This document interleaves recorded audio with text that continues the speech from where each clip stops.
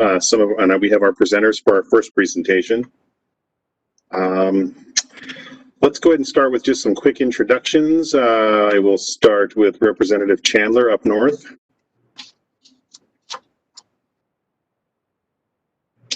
And you are on. There you go. Thank you very much, Mr. Chairman.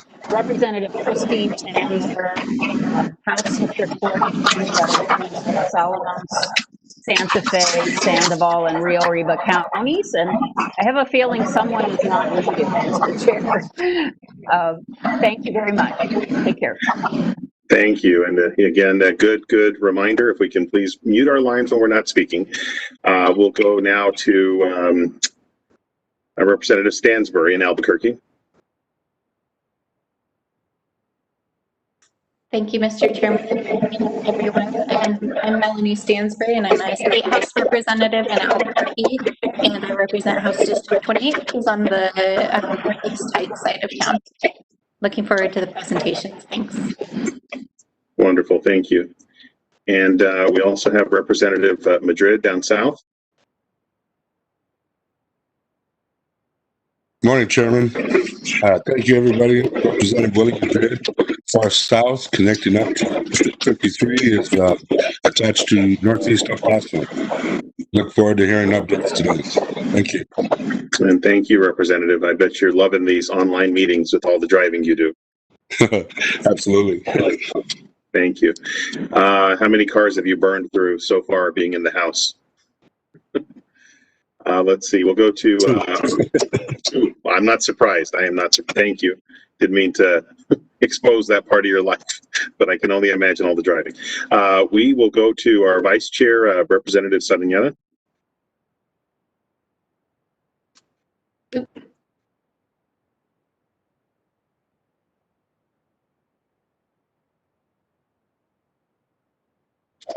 Representative, Madam Vice Chair, you are muted. Can you start over? Sorry. Okay. All right. Good morning, everyone. Thank you, Mr. Chairman, and good morning, everyone. I am Debbie Sariñana. I represent House District 21, which is the International District and the East Central Corridor, and I look forward to all the presentations today. Thank you. Thank you, Madam Vice Chair. I think it might be my line, that's giving some feedback, so I'll try to stay muted as much as possible. Can we go now to Mark, if you can introduce the staff that are with you, please? My computer. Thank you, Mr. Chair. This is Mark Edwards.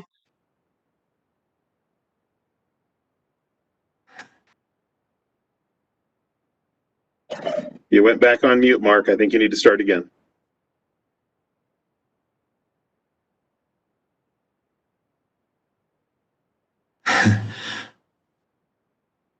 Okay, how about that? Better. Okay. Mark Edwards, Legislative Council Service. Ralph Benson, you can see his face up on the web page right now, is a longtime staffer, and Joanne Vandestreek is our web host.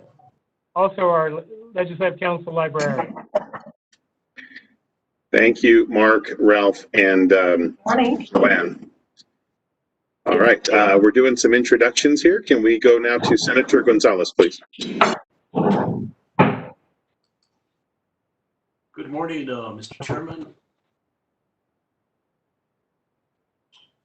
Can you hear me? Yes, we can. Yes. Okay. Good morning. Good morning to everyone. State Senator Roberto Bobby J. Gonzalez, District 6, encompass Santa Fe, Los Alamos, Rio Arriba, and Taos. Thank you, Senator Gonzalez. Senator Rodriguez. Good morning, Mr. Chairman and members of the committee, the public, and staff. I'm Senator Nancy Rodriguez. I'm from Santa Fe, District 24, and it's all within the city of Santa Fe. Thank you. Well, thank you, Senator. Again, I don't know if I think I'm giving some feedback on my mic line here, but I'll do my best to minimize that. Just looking to see if we've had any other legislators. Okay, we have Senator Martinez. If you can please unmute and introduce yourself. Thank you. Good morning, everyone. The committee, I'm Senator Richard Martinez, I'm Francisco Conade, represent Uribe Los Alamos in northern Santa Fe County. Thank you. Thank you, Senator. And I think we've got our legislators. I want to thank Public Regulation Commissioner Teresa Vicente Aguilar, who is with us this morning as well. I see her logged in. And we do have a presentation that includes the Public Regulation Commission at approximately 11 a.m. So we're going to try to stay on track as much as possible. Thank you very much. And I think we are right at time. So let's go ahead and start with item number 1. Proposed statutory changes to foster a vibrant telecommunications services market. We do have Leo Baca, the Director of Government and Regulatory Affairs for CenturyLink here in New Mexico. And we have Tim Goodwin, the Associate General Counsel for CenturyLink. And if you guys want to go ahead and begin your presentation, but just before that, I do want to let the committee know this is very closely related to a piece of legislation that I had back in 2017, which was a 3-year effort for myself and about another 10-year effort for several others along the way. And very excited to have this presentation today, very in tune with what we're trying to do here, which is essentially bring parity, investment, and continue the quality of service that is provided by our telecommunication carriers here in New Mexico. But I think you all know that one of my major swim lanes is the proliferation of broadband in terms of providing access and expansion where it does exist, and meeting federal standards so that we can be as competitive as humanly possible. CenturyLink is working really hard in this area, as well as Mateka and her association and several others, and just working really very hard in this. So I'm trying to bring as much broadband type discussion to our interim this year.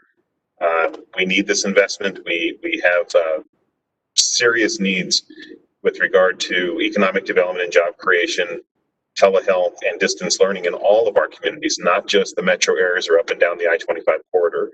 So I do ask, Leo and Tim to please try to keep your presentation to about maybe 30 or so minutes, if less, and then I want to leave some time for questions from the committee.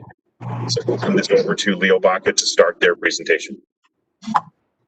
Mr. Chairman, members of the committee, I'm Leo Baca, Government Affairs Director for CenturyLink, now in New Mexico, and also presenting our legislation is Tim Goodwin.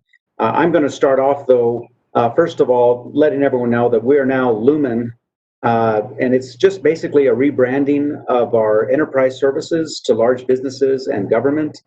You know, this is our future: high-tech, fiber, high bandwidth, and different from the residential and small business services, which will remain CenturyLink. Those services that are currently regulated by the PRC will remain under CenturyLink. So there's no merger or sale or restructure. This is basically just a rebranding. So with that, so the question is, what can we do more to promote more broadband in New Mexico? And one of the main emphasis that I would like to put out to the committee is regulate companies with parity. Don't regulate any company significantly more than other companies. We're all competing against each other in the marketplace. And the current statute allows the PRC to regulate voice services of the telephone companies differently. That's the current law. And again, I'd like to emphasize voice services. The PRC does not regulate broadband services, only voice services. So what we're trying to do is with our legislation is basically make it more clear, because I know, Senator, you passed Senate Bill 53 back in 2017, and I believe, correct me if I'm wrong, but I believe the intent of passing that bill was to promote more broadband and regulate companies less on the old traditional voice services so that they could focus more on broadband. But even within the Lumen/CenturyLink family of companies, only one piece of the Lumen family of companies, and that is called Quest Corporation, doing business as CenturyLink. That's the only company that is regulated in New Mexico, and that's the one that we're talking about here with this legislation. These statutes still date back to when there was no competition. Most of the statute dates back when there was no competition in the marketplace. But today there are many competitive alternatives for consumers. They can have voice over internet from the cable companies. They can, many consumers go to wireless companies. And Mark, if I could refer to the chart that I handed out, the access line chart.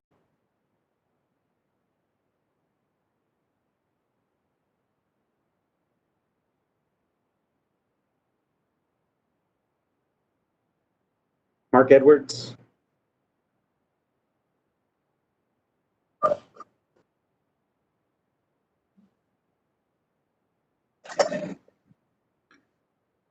Okay, do we have, Leo, do we have a slide you're wanting to share? Yes, there is. It's labeled New Mexico Telecom Trends 2000 to 2019. This is Joanne, the web host. I am just looking for that file on my desktop now. So Thank you, Joanne. That folder.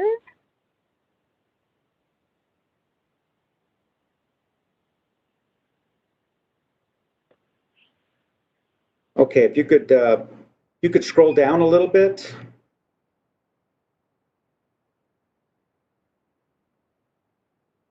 Or am I controlling this?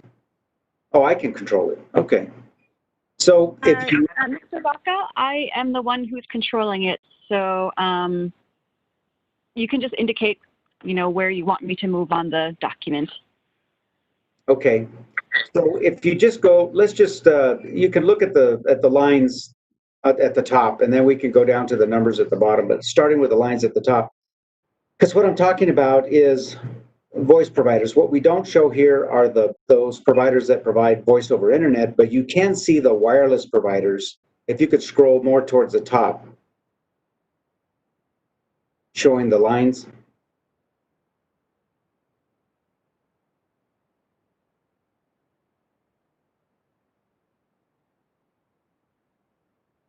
So you'll see that the gray line, which steadily increases from left to right, it increases. Those are the number of wireless subscribers. So that is the growth in wireless over the years from 2000 going up to 2017, 2018. You'll see how many folks have cut the cord and they now, for their voice services, use their cell phones. And you can see generally the very top line is the trend in New Mexico population. Now, the bottom three lines you'll see is the trend of CenturyLink lines.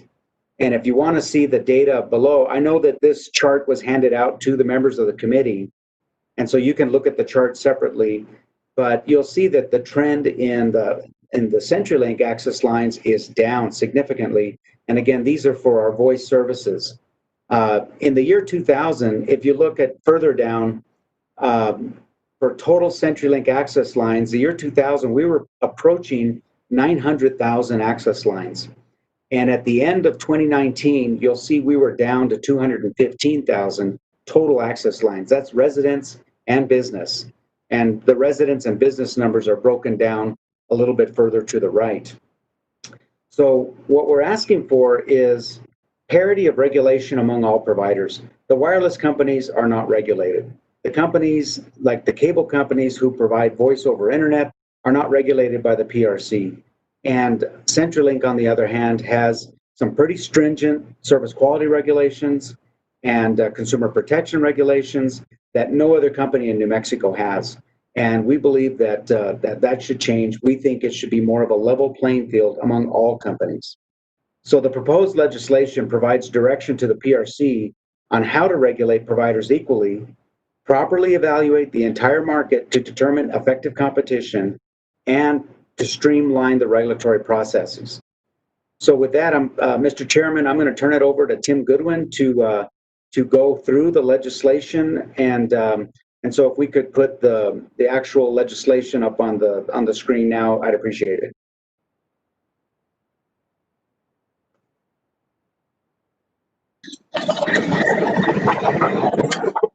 Thank you, Leo. We'll go to Tim Goodwin, and yeah, we do have the legislation there. Thank you. Thank you, Chair Padilla, senators and representatives.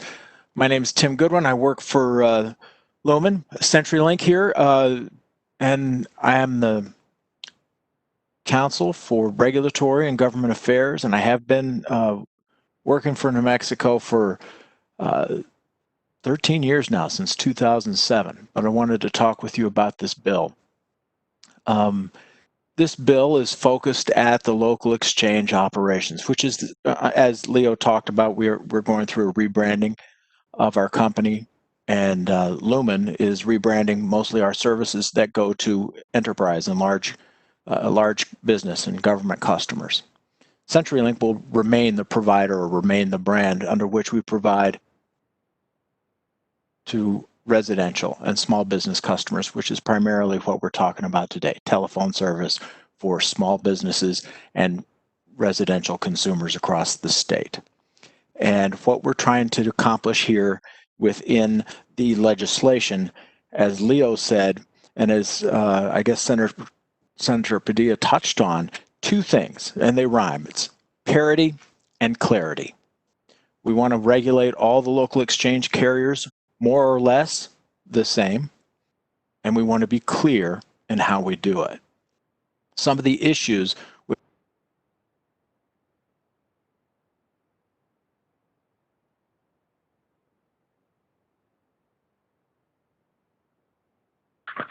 Tim, this is the WebEx host. You've accidentally muted yourself, I believe. Oh, I apologize. I don't know what happened there. I appeared to have, I don't know where I left off or where I accidentally muted myself.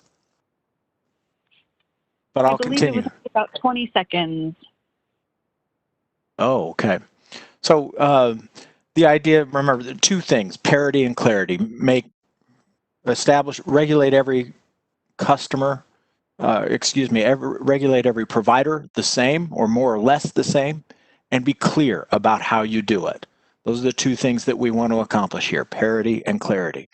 Because some of the things that were done in 2017 were disputed, and it didn't seem to be clear, at least from some perspectives. And so we wanted to write this bill so that it was very clear in terms of what the legislature intends and wants to happen in terms of establishing a sustainable regulatory model that goes forward and that looks forward and that works for New Mexicans for the next 5, 10 years and beyond. And so that's what we're trying to do. The specifics, one of the things that was problematic in the 2017 legislation is during the legislative process, the changes to the purpose section were eliminated through amendments. And so what you had was new substance on top of old purpose. And that caused, I think, some problems in terms of interpretation and implementation. So what we've done in this bill is we have taken out the purpose section consistent with how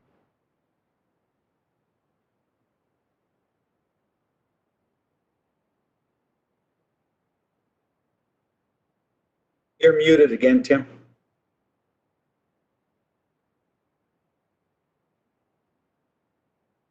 those purposes, I don't know what's happening here. Those purposes are attached. I apologize for my my problems, but the purposes are attached to specific. Instead of being in a specific purpose section or a general purpose section, they are attached to the specific tasks that are assigned to the commission or to a party.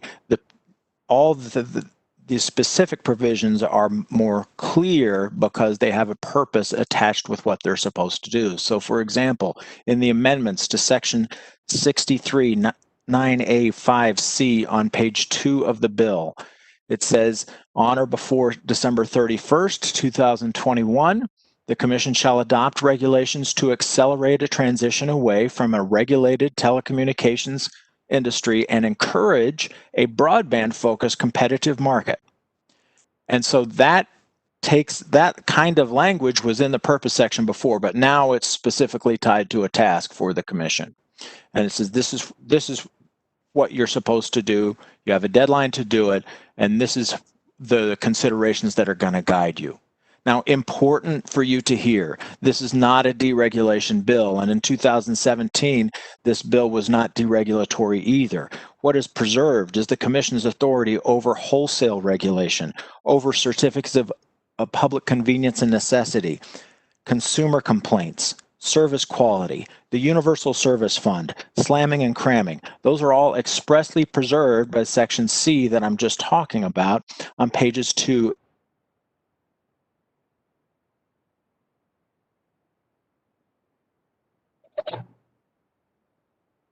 You are muted again. Joanne, can you go to page 2? Yeah, so yeah, page 2, and actually we're going to go to page 4 because page 2 talks about the specific directives for the Commission and says you reduce regulation, but all these things are preserved. At the bottom of page 4 is where that parity comes in. It says, except for the regulation of rates pursuant to rules adopted in accordance with the 8.1, which is the next section, and rules adopted to the Rural Telecommunications Act, no local exchange carrier will be placed under greater or more extensive regulatory requirements than any other local exchange carrier. So that's the parity part. And we're trying to establish both clarity and parity through these sections. In Section 8, moving on through page 5 of the bill, that's 63-9A8 under Section 2 of the bill, there's some technical changes and changes that add to clarity of the tests for effective competition. The Commission still oversees effective competition, but these tests are clarified. And if you page down to page 7 and page 8, you can see that one of the things that was examined in the previous 3 years is, okay, this idea of effective competition should be presumed, not determined outright, but a presumption should attach if we serve less than half of the customers in a particular wire center, which is, let's just.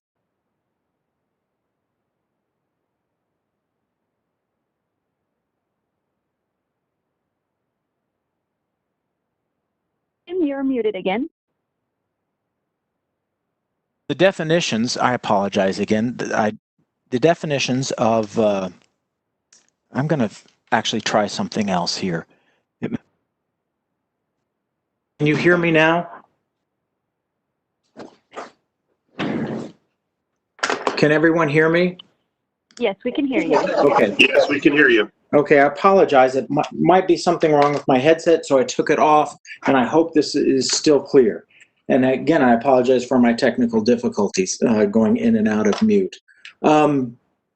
So there's some dispute and arguing back and forth about how to define the denominator of the half of the customers in a particular community, or wire center as we call it. So language was drafted here on page 7 and 8 to make that clear. A bit of it is inside baseball, but we're talking about census data and assigning a particular census block, which is usually the size of a city block in urban areas, but can be very large in a rural area. But you assign those census blocks based on their geographic center, which is called the centroid, to the wire center, and then you measure households and how many of those are served in this calculation, so that the test is objective and clear and everyone knows what that test is. We tried to, again, parity and clarity, we're trying to add clarity here. The next part, if you move down to page 9 and 10 of the bill, is in section 3, that regulates or changes regulations regarding individual contracts to facilitate competition. And what that is that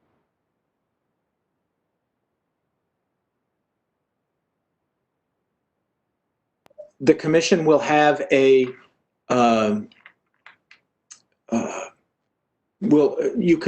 a tariff, and if you have a contract with a customer that varies from that tariff, you have to provide that on a non-discriminatory basis And under current law, you have to file that for approval. So for example, if the rate is for a particular service is $10 and you talk to a customer and they say, well, I'm willing to buy 1,000 of those. Will you give me a price break for willing to buy 1,000 of those things and be committed to you for 5 years? Well, this statute allows that to happen if you do it in a non-discriminatory fashion, but you just have to document it. Under current law, however, CenturyLink is the only company that files those. We file hundreds of those every year when we have a term commitment or a quantity commitment with a customer, and we file those with the commission. No one ever seems to read them. The commission has approved every one of them in the last 15 years. I think they were about 15 years ago. They rejected one, and so we resubmitted it. But hundreds every year. We're the only ones who do it, and it just seems to be a regulatory overkill here. So what we changed it to is to say that we can still do these. They're still overseen and regulated by the commission, but they don't have to be filed every time. We have to keep them on file in our files and our records here at our company, and the commission can ask for them at any time and would have to provide them. And so that's the commission contract part of it. Now in section 4 is the commission review of impacts. They have to report to you. The commission is to report to you regarding how this implementation of this statute is going on. And we added a statement here at page 12 that talks about the steps the commission has taken to implement parity of regulation among local exchange carriers consistent with the purposes of this act. And then that basically wraps up the bill with section 5, which I've already talked about, which changes the purpose section from a general purpose section at the front to be more distributed along with specific issues and tasks throughout the body of the bill. And so that's the structure of the bill and why we structured it that way. And so I don't think we have anything else either from Leo or me. I'll just hand it over back to Leo, I guess, with the chair's permission. And but I do believe we're open for questions at this point. Okay, Leo, do you have anything else? Mr. Chairman, I just would like to emphasize one of the things that Tim brought up, having to do with the 50% test. Again, referring back to access line data. For some reason, there's a lot of feedback here. Can you hear me okay now? I can hear you. On the access line data that we had looked at previously when I was speaking, just looking at the numbers, and I mentioned total access lines. In the year 2000, we went from close to 900,000 access lines. These are voice access lines. And at the end of 2019, we are now down to a total business and residential of 215,000. You can see, just looking at those numbers, it's well beyond 50%, well beyond. And so we think it's important that the commission recognize that, and hopefully this legislation will make it more clear that by losing that many access lines, that the company should have less and less regulation. And so with that, Mr. Chairman, I have one more thing I'd like to cover, and that has to do with, you know, we talk a lot about public-private partnerships, and I think that is a good thing. I think that government should collaborate with the private industry to help deploy broadband infrastructure in high-cost areas. I think it's very important to do that. And there's many areas in New Mexico, both urban and rural, that do have good broadband. But, you know, COVID is really highlighting the areas that don't. There are gaps. And if any of you recall my presentations last year, we talked about the gaps that are out there. Well, those gaps are really becoming even more prominent now with COVID. And children are trying to learn from home. Teachers are trying to teach from home. Workers are trying to work from home, me included. And we need to address those gaps. it's not a quick fix, Mr. Chairman and members of the committee. We need to work together with local, state, federal governments and the industry to incentivize the industry in its effort to deploy broadband. We do agree that taxpayer funds should not be used for governments to deploy their own networks, because that's not sustainable. There are two ways to build a network. You build it initially, and then you have to maintain it. And some of the failures that we've seen around the country is that second stage where maybe infrastructure was built by a city or county, but then it ends up failing down the road because to maintain it requires additional investment. It requires expertise, and it requires a lot of effort from folks that in the industry. We've been doing this for years. Our company, I know the companies that Mateka represents, they're all very expert at doing this broadband deployment, and those are the companies that should work with the government to continue deploying broadband across our state. There's also federal funding like the Connect America Fund. There's a new fund being discussed now called the Rural Development Opportunity Fund. And in New Mexico, the PRC also has a broadband fund, which many companies are working with. And this latest go around, there's even more requests for funding than the fund balance that's there. And so there's a lot of interest by many companies to deploy more broadband in New Mexico. And with that, Mr. Chairman, I'd like to turn it over for questions from the committee. Okay, thank you, Leo. Are you all hearing feedback when I speak? Hold one moment. How about now? Are you still hearing feedback when I'm speaking? Chairman. A little, yeah. Okay, can you all hear me now? Yes. Is that any better? That's better. Okay. Microphone, HD, webcam, USB. That's the one you'll hear from me today on. Thank you. So we have a couple of things going on here, and I appreciate everybody's patience as we work through these technical issues.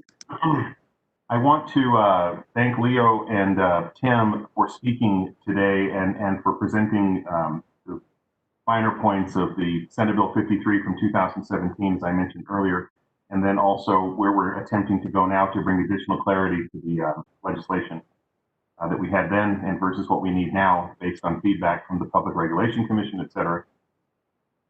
I do believe that we have someone from CWA that is ready to speak. And so, they are a very important part of our fiber here in New Mexico, and they do have some comments. They've been attempting to get into the call, and so I don't know if they're ready to go. We didn't have them on the agenda, and I don't want to actually have to have them wait until public comment at the end of the meeting. I'd rather do this while we're on the topic. Okay, Mark, I see you waving your hand. What can I do for you? Yes, we're sending the emails that invite them into the meeting right now, so it'll take a minute. Okay, then we're going to go to committee then. And so I just wanted to make this available to them. They stated in the window that I'm looking at here that they would really like to say a few words, and I'm all about transparency and keeping the door wide open as much as possible. I will say that, as we went through this process, we had a piece of legislation introduced, I think it was last year, might have been the year before, that actually CWA approached me on. It was very similar to what we're talking about here. There have been some changes, and so I'm going to be interested to hear what they have to say as well. We'll go first to Representative Chandler. Thank you for being patient, Representative. I know you had a couple of questions. Take it away for a few moments. Am I echoing at all? You sound better, Mr. Chair. Okay, wonderful. Your sound is better. I'm still going to mute. Okay, you guys go right ahead. Thank you, Mr. Chair, and thank you, Leo, and thank you, Tim, for your presentation. And I have some clarifying questions, so maybe just to step back a little bit. We're talking about voice communication. So that's, Mr. Chair and presenters, regular old telephone kinds of communications. That's what I understand we're talking about. What we all used to rely on very heavily, and which, as you have correctly pointed out, there's much less reliance on hardline communications. Leo, you stated that there were about 200,000. You have about, CenturyLink has about 200,000 lines right now. Who is the next provider in terms of number of lines, and what's the number of lines the next level provider would have? Do you know in the state, Mr. Chair, Mr. Baca? Mr. Chairman, Representative Chandler, the only others that we know, first of all, on the chart, we have the sort of a total of the wireless subscribers. We don't have that broken down by how many are with AT&T or Verizon. We just know in total, wireless subscribers make up the huge portion of the voice market in New Mexico, throughout the state, urban and rural New Mexico. The small phone companies and CenturyLink all have to report our access lines to the PRC annually, and I don't have that data. Maybe Mateka has it handy, but I certainly don't, of each of the small rural phone companies. But my guess, and I think Mateka will agree with me, is that all the phone companies are losing access lines, the traditional voice access lines. Windstream Communications, they used to be a mid-sized carrier, and they've lost so many access lines, voice access lines. I believe they are now considered a small rural carrier because of the loss in access lines, mostly because of the growth in wireless and voice over internet protocol. Thank you for that answer, Mr. Baca. But just to clarify, I'm trying to get a sense of the order of magnitude in terms of the differential between the CenturyLink's number of lines and hard lines provided by other providers. And I hear you say you don't have an answer to that. Is that right, Mr. Baca and Mr. Chair? Mr. Chair, Representative Chandler, the hard lines would probably come mostly from the voice over internet, which would be companies like Comcast or other cable providers, and they are not regulated by the PRC and therefore not required to report that information to the PRC. I don't believe. Thank you for that. So essentially, I think what I hear us all talking about is a bill that applies only to CenturyLink. Is that not correct, Mr. Chair and Mr. Baca? Mr. Chair, Representative Chandler, that is correct. Okay, thank you. Basically. Great. Thanks very much for that answer, Mr. Baca. On page 2, Mr. Chair, Mr. Goodwin talked about paragraph C and alluded to this as something that we could equate to something like a purpose clause. So I wanted to explore that a little bit. Mr. Goodwin, why does the clause refer to broadband-focused competitive market when in fact we're talking about hardline telephones here? Connect the dots for me, Mr. Chair and Mr. Goodwin. Sure. Chair Padilla and Representative Chandler, the reason is that the network, provides a number of different services. And the same network can be used to provide broadband or telephone services. But customers only want broadband services these days. They're moving away from traditional plain old telephone service to either wireless or broadband services. Okay. Sorry, thank you. Sir, I got muted. It's still the same copper and fiber network. So what we're trying to do is move the idea is to move the regulation and the emphasis on providing things and regulating things that customers don't want to the things they do want, and as COVID has shown, they need. Okay, thank you for that answer, Mr. Goodwin, Mr. Chair. I'm still a little confused.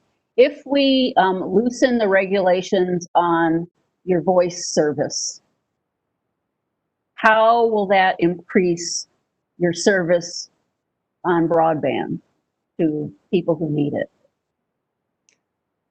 Chair Padilla and Representative Chandler, it's Tim Goodwin again. The way that it works is that as you regulate different services over the network differently, then we have to invest in the functionality of the network that emphasizes one particular service over another. And if we're back, and this, I'm going to use this as an analogy, but it actually happened.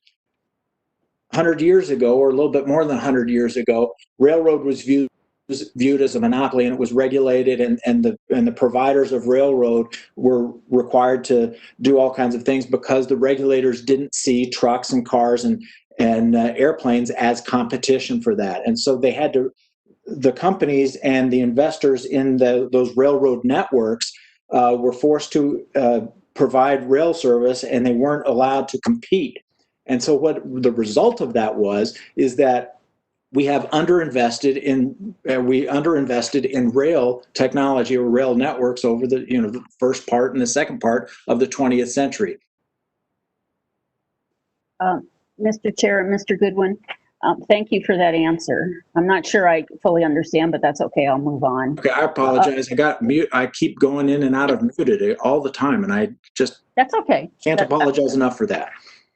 I totally get it. We're all kind of struggling with what we have to struggle with. So I appreciate what you're doing. Thank you, Mr. Chair. So can you tell me whether or not business and general consumers are regulated in the same basis, in the same way?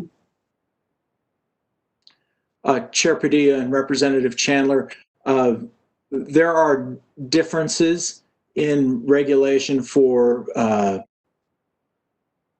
services that are typically provided to businesses compared to typically provided to residential customers. One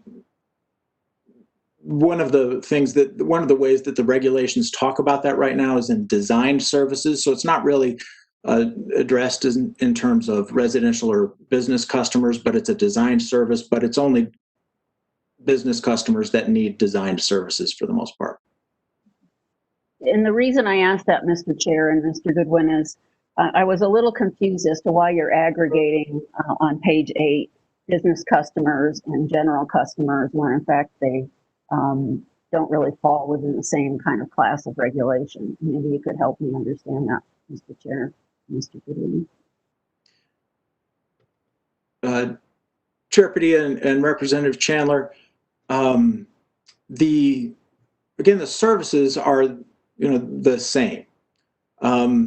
Whether you have, and I don't want to get too in the weeds here, but it used to be that business services were overpriced in order to provide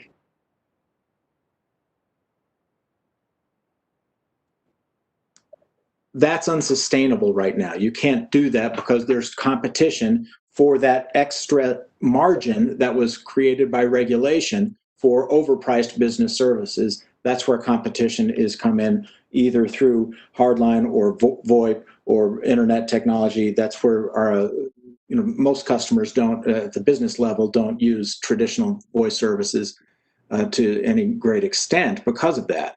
And so even at home, and now we've seen in COVID, we have folks that are working out of their home and have businesses at home.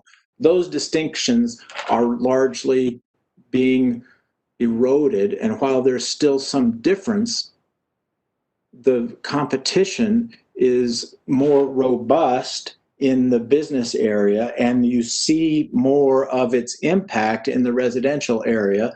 But it's difficult to distinguish in an objective fashion between what kinds of customers are which. And so collapsing them and just looking at the overall market seems to be the most objective and fair way to do it. Thank you, Mr. Chair, and thank you, Mr. Goodwin. And I'm not sure who this question is for, but would the panelists not agree that there are areas that don't have access to either internet voice or cell service in the state of New Mexico? Mr. Chair, Representative Chandler, if there are very, very few. I believe during our latest effective competition case with the PRC, I thought I saw some data that may have shown some areas. Tim, are you familiar with exactly? But I know it was very few. Yeah, Chair Padilla and Representative Chandler, the FCC has statistics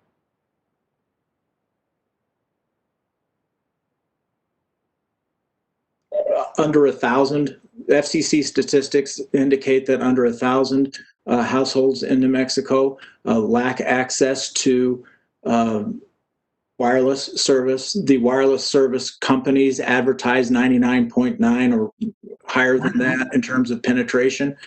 I think those statistics kind of overstate availability, but not by much. I think what you're looking at in terms of the customers that don't have very many or alternatives is very few, but there are some of those customers, and that's why this bill preserves those a level of regulation, including the Universal Service Fund, in order to make sure that those rural customers have a level of support and a level of regulation that guarantees them service going forward.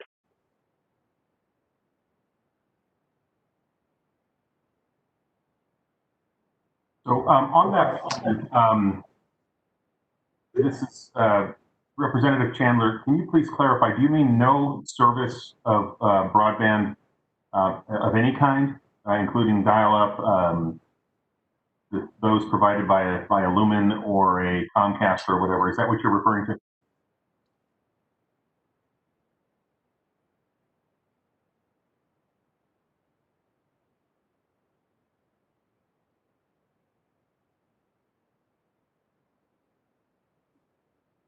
Thank you, Phil.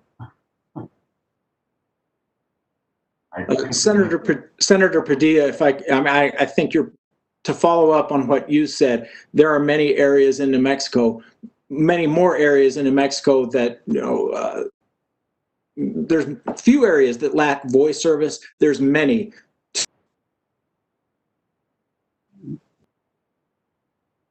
That's part of the impetus and the idea behind this bill, is that we want to move towards filling those gaps, the broadband gaps, because there's very many of them, and there's very few of the telephone gaps. Oh, I didn't hear all of that, and maybe I could have an offline conversation, Mr. Chair, with these experts, because it's been a little hard to follow with the various gaps in conversation. But so Representative, if I apologize, point no, of course. Yeah, and I think it's when you were offline just for a moment there. I'd like to join that conversation, first of all, and second, if you're willing. And then second, my question, a follow-up to you actually was, were you referring to zero broadband or internet access, excuse me, at all, or high speed? Because there's a difference. Well, I'm no expert, Mr. Chair, as you know, because we've had conversations and it's quite clear I'm no expert. But I do certainly have a sense that there is a lack of internet service in certain areas in the state, period, whether it's high speed or not. And I say that based on my conversation with my rural constituents, one of which you were a gracious participant in, and you recognize how frustrating it is for individuals in rural areas to get adequate internet. Let's just call it internet service. I don't care how they get it, truthfully. It could be with those big giant balloons in the air. I would be thrilled with that. But so I'm not going to dictate how it should be done or have a preference, because that's not my field. But certainly there are plenty of constituents out there who do not have adequate broadband or cell phone service. And that's something I'm working on right now with a group of constituents in Guyena, where there are large swaths of Rio Arriba County that do not have access to cell phone service, which is a big problem if you're traveling at all in that area, and many people do. So I digress, Mr. Chair, and I apologize for that, but I would like to understand this bill better. I have concerns about the extent of deregulation that the provider, that CenturyLink is suggesting, and I'd be happy to work with CenturyLink to try to be a little more surgical in how we can approach the issue if that's its desire. If not, I understand that. So thank you very much, Mr. Chair, for your time and patience. Well, thank you. And I don't normally jump in when a member of a committee is whatever, but I just wanted to clarify that. And I also want to say that this may appear that it's a bill to benefit, or to regulate one company in a certain way, but that's really not, they just happen to be the company in that spot right now. But as you heard earlier, they've seen a shrinkage in their operation of about 75%, and that's remarkable, yet still trying to find the investment to get into New Mexico. So we'll just, I think, Representative Pardo, I think you were able to answer your questions. Yours were answered. I do believe, do we have Mr. Salazar, I think Michael Salazar, who was going to join this conversation, Mark? We have Michael Salazar and I believe Robert Gonzalez from CWA on the phone. Joanne, if you could unmute them. We do have a number, I think, that's not recognized, and that might be one of these gentlemen. Mr. Chair, Go ahead.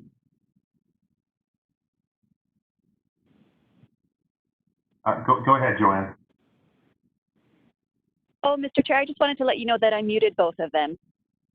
Okay. Can we ask Mr. Salazar? I mean unmuted. Wonderful. Okay, we'll go to Mr. Salazar at this point. Thank you, Chairman Padilla, and thank you for taking the time to allow us into this meeting. I just basically have a few. Mr. Salazar, excuse me. Thank you very much for joining us. I do want to let you know that we do have another agenda item here at 10 o'clock, and I would like to try to keep our comments to somewhere between, say, the 3 to 5 minutes. I'd appreciate it. Thank you. Okay. Well, what we have here, of course, is this bill that you're trying to put through. A little bit of background. CenturyLink is a successor of Quest and US West or Mountain States Bell, which was a monopoly telephone provider of much of New Mexico, including population centers in the Rio Grande corridor, as well as many rural locations.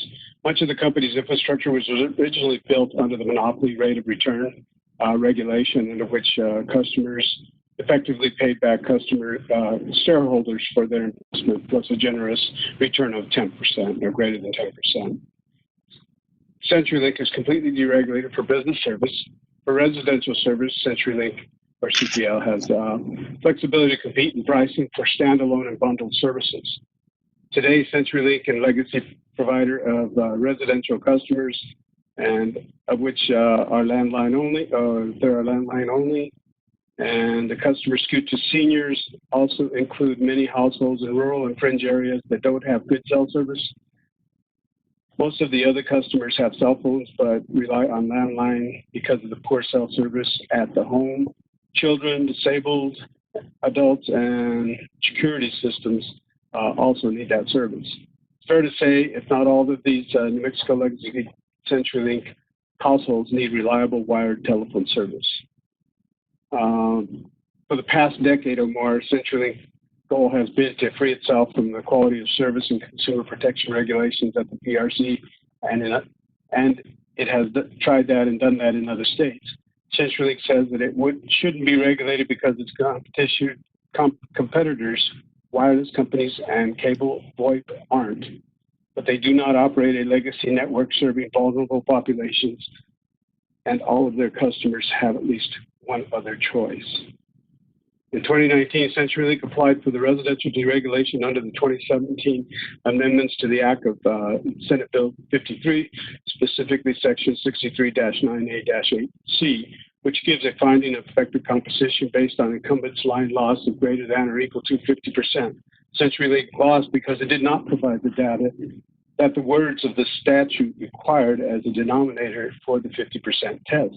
Instead of giving the number of households where it had at any time provisioned local exchange service and still had facilities, CenturyLink tried to use total populations of households.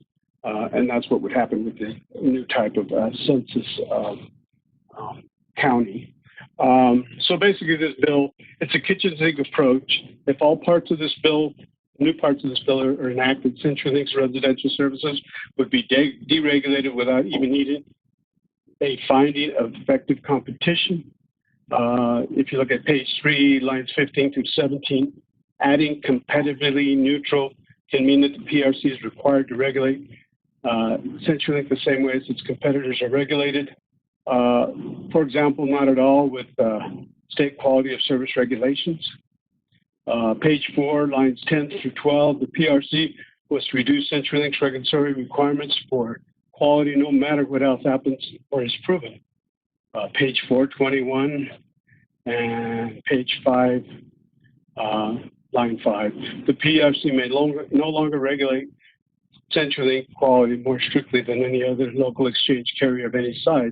Since rural telecarriers have no quality of service regulations other than the ability of customers to make complaints, this amendment will automatically eliminate quality of service customer protection regulations for CenturyLink without requiring an effective competition case at the PRC. So basically what this bill does, although it doesn't say it, is give full deregulation to CenturyLink. Page 6, 8 through 12 requires PRC to regulate CenturyLink at the same quality of service standards which are applicable to comparable services, wireless, VoIP, in a market. Since the comparable services are not regulated by the state at all or have no real quality of service regulations federally, this amendment will automatically eliminate quality of service customer protection regulations for CenturyLink without requiring an effective competition case at the PRC. Page 6, 24, and 7, 1, 7, 13 through 4 modifies the 8C 50% line loss test to eliminate separate residential and business tests. Makes it easier for CenturyLink to qualify for deregulation in the wire center, which has a lot of business competition, but not as much residential competition. Note, CenturyLink could have still won part of the 2019 case if it had been able to separate certain statistics between residential and business. I suspect these amendments are included in the case other language is struck, and they have to do with 8C again. So basically, bottom line is if quality of service regulation is removed from CenturyLink, there will be very little preventing CenturyLink from disinvesting in rural areas and reducing staffing, which will result in service quality deterioration and further deteriorating for the legacy customers. This is a national trend. They've done it in other states, but other states have regretted premature deregulation of residential service and have had to partly re-regulate and sanction ILECs. For example, in New York, Verizon, other states have retained some measure of quality regulation. For example, even Wyoming, which is a very rural state like New Mexico, they basically abandoned their customers, most of their customers, especially out in the rural areas. So I think that we need to think about this very carefully. The CWA, or Communication Workers of America, is vehemently against this bill or any deregulation in the state of New Mexico because of how it could impact the rural, poor, elderly, and differently abled. Thank you. Thank you, Chairman, for the time to respond to the bill. All right. Thank you very much, Mr. Salazar. And I think, did we have one other speaker from CWA? I don't hear another. Mr. Chair, we have somebody identified as call-in user 3. That caller is currently unmuted if they would like to speak.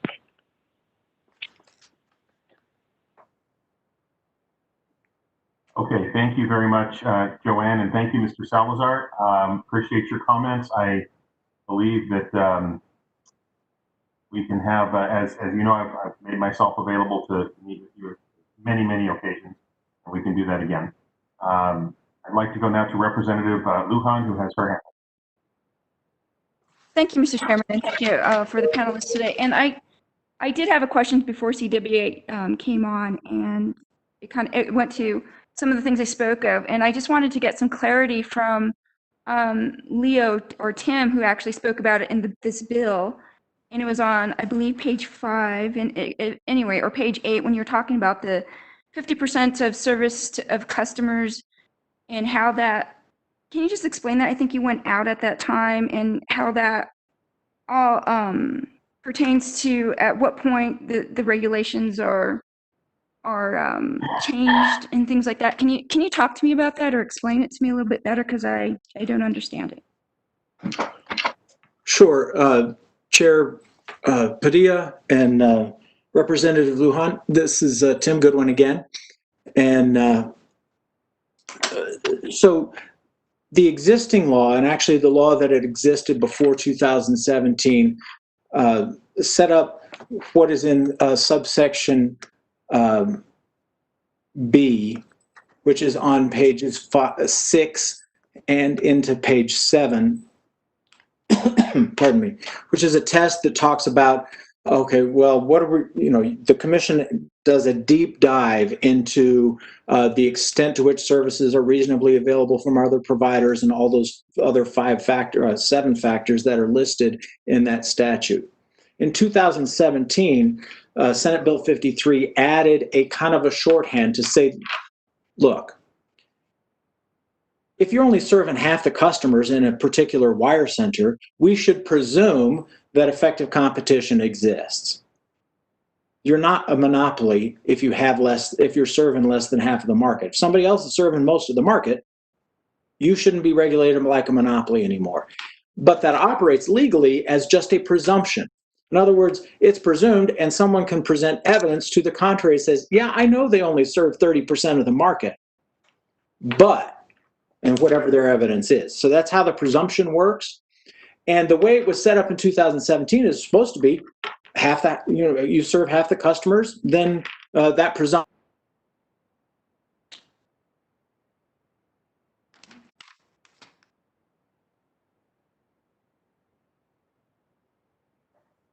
Looks like we lost. You hit your mute button again. Okay, one of the problems that we saw in the 2017 and the CWA representative pointed out is that we knew how many households there were in a wire center. We knew how many customers we served in a wire center. We knew how many general locations our facilities reached. And then of those households that our facilities didn't reach, obviously we knew that number too. But what we didn't know was for the people that were, for the locations that weren't our customers, were they business or were they residential? And there's no way to know that.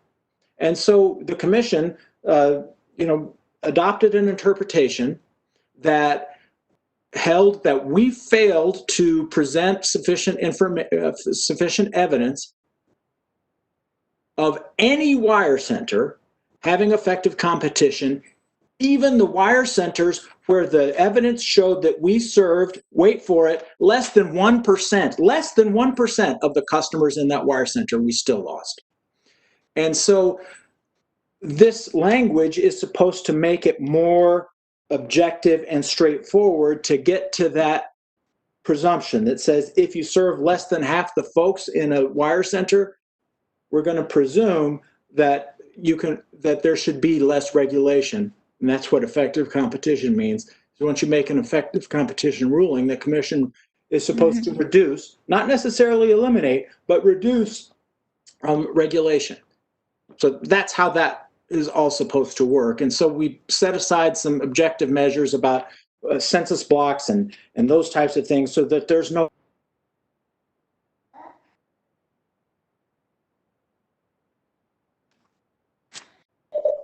We lost again. No, I was done at that point. Oh, you were done at that point. Oh, kind of didn't hear the ending point you made.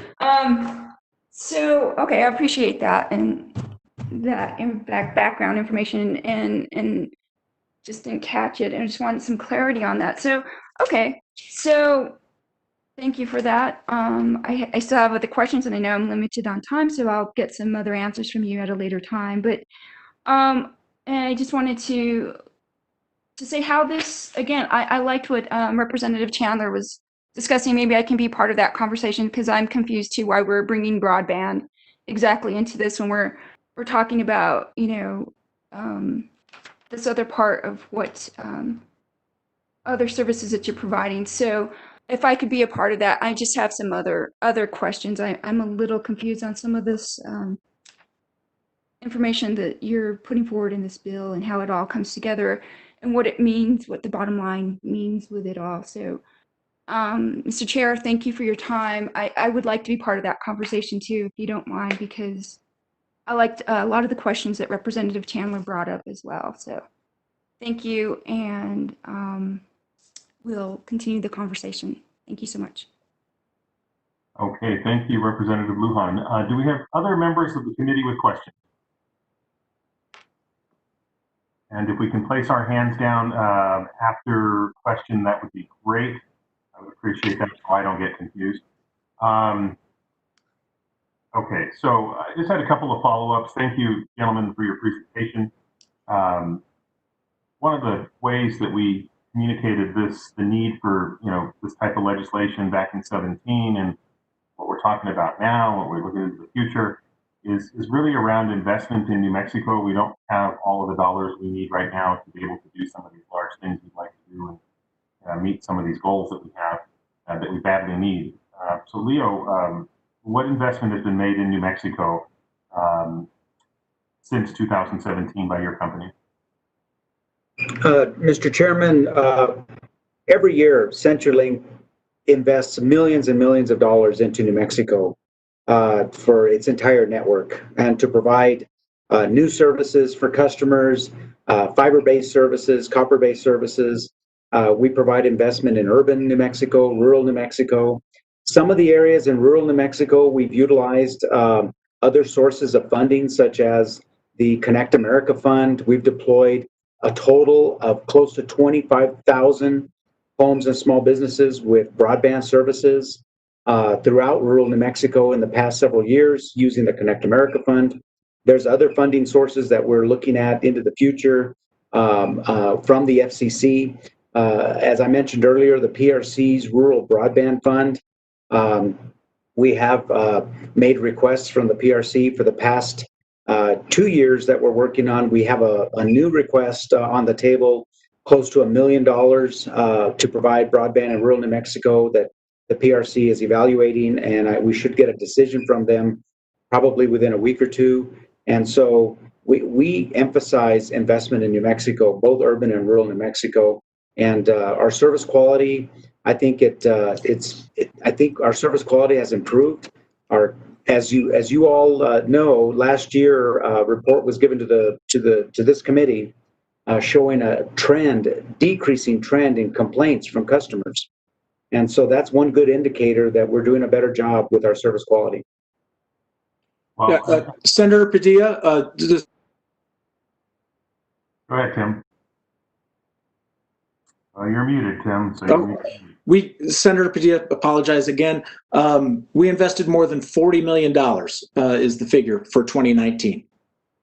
Yeah, so I was just, one of the things that I said when I stood before committees in 17, 16, and 15 was that we need obviously additional investment in New Mexico.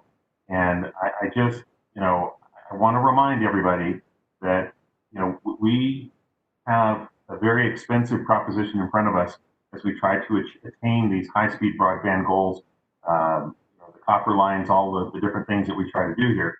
And we do need to bring investment into New Mexico. And one of those ways is to reform the USF fund, which I did back in 17 with a lot of work with a lot of the folks that are here right now on this call, putting broadband in the Local Infrastructure Act. And one of the key elements was to redesign all of our telecommunication laws, which had not been updated since before the internet came along, everybody. And so I just think it was really important that we do that. And we're seeing investment now, under 2 years, about 2 years later. It was difficult for a CenturyLink and others to make investment decisions because it took about 2 years for the Public Regulation Commission to promulgate the rules based on Senate Bill 53 from 2017. But I think what we're seeing now is investment. You just heard the number, $40 million. That's a really good piece of information there. And then back to you, Leo, on quality. We won't necessarily talk about quality. What we'll do is I'd like you to tell me post this piece of regulation, this piece of legislation. What are the big 3 ways you're going to be regulated? After, let's say we get this done, this has been a I feel as though I'm pushing up a ginormous rock up a hill on this stuff every session. Do a little bit for this group, a little bit for that group, try to bring that investment in, try to move things around.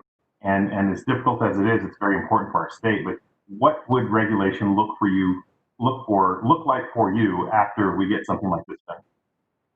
Well, Mr. Chairman, going back to the bill itself on page 2, subsection C, it does talk about how this does not diminish or expand the Commission's ability to regulate all of our interconnection agreements with competitors.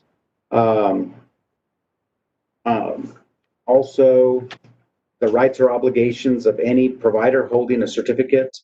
The authority of the Commission to resolve consumer complaints on basic local exchange service. There's a whole list here, Mr. Chairman, going on to page 3. The authority of the Commission to establish reasonable and competitively neutral quality of service standards. So it still allows the Commission to establish quality of service standards for local exchange service, but they need to be reasonable. And I think whatever should apply to one company should apply to all companies. I mean, why single out one company? Again, as Tim mentioned, parity and clarity is what this bill is all about. But you know, today, Leo, it would be affecting CenturyLink or Lumen, right? If there were another company that grew to the size or to the whatever, it would apply to that company as well. That's correct, Mr. Chairman. I just want to point this out. I continue to beat the drum on every little while. Is that this legislation and things that we're trying to do here does affect Lumen right now, but it also will affect anybody else that's in this, any other company that might find themselves in this market condition for themselves or what have you. So I just want to make sure that that's super, super clear there. We keep referring to, CenturyLink and Lumen or whatever, but that's really not all that would apply here. So post this piece of legislation, Leo, could a consumer or a group of consumers still lodge and file a complaint against a Lumen or a company of your size or whatever with the PRC? Does that change at all? Mr. Chairman, no, but even as an example, I get complaints through the Commission from customers who are asking about broadband service.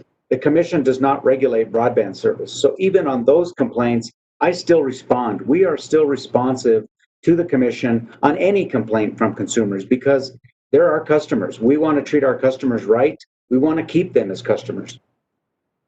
Yeah, Chair Padilla and Leo, if I could pop in here.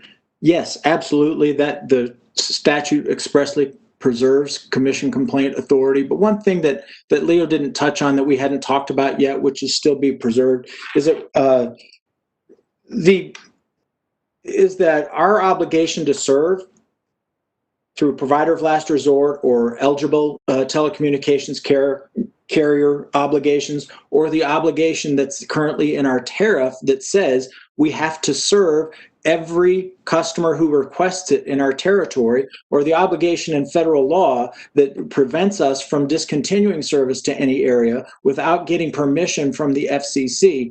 None of those things are changed by this law. All of those things are intact. And if you want to think about the big things, it's those things, it's consumer complaints, it's the obligation to serve, the obligation not to discontinue, and the consumer protection. Got it. Well, appreciate that and appreciate the responses and appreciate Mateka for your patience. I like to keep a committee that runs on time, but as you can imagine, I want to make sure that we cover this issue as well, just like we're going to cover yours here in a moment. Talk one more time, the folks that are on this committee, Leo, on the trend of customer complaints or issues lodged with the PRC. You've reported some data, I think in your most recent reporting period, where we saw a downward trend. What was that? Mr. Chairman, last July of 2019, the PRC was required to submit a report to your committee, the Science and Technology Committee. And in that report that was provided to the committee members, it did show a definite downward trend in consumer complaints over the past few years. Was that a percentage that we saw or a number? I don't recall. Mr. Chairman, I believe it was a number. I don't have it in front of me, but I believe it was a number. And they were definitely significantly lower in complaint numbers. I appreciate that. If you can get me the percentage based on your customer or consumer base, I would appreciate that. I'd like to know what that is. Thank you again, Leo Baca and Tim Goodwin, now Lumen, on the proposed statutory changes to foster a vibrant telecommunications services market. I do intend to carry that legislation, members, and we will continue to talk through this as we always do. Thank you both very much. Thank you, Mr. Chairman. Thank you, Chair Padilla. Thank you. So we're going to move on to item number 2, and I do apologize to Jay Santianes. But before we move forward, just real quick, I'd like to give some other members that have joined us an opportunity to introduce themselves. Representative Akil.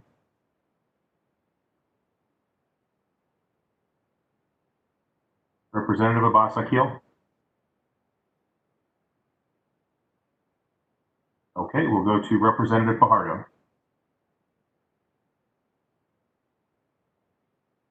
Thank you. My questions were answered. Thank you, Mr. Chairman.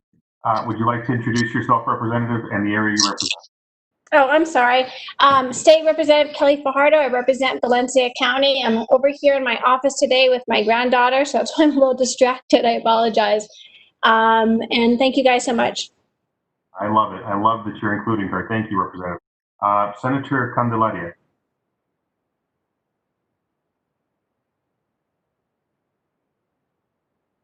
Okay, we have Senator Jacob Candelaria. Would you like to introduce yourself?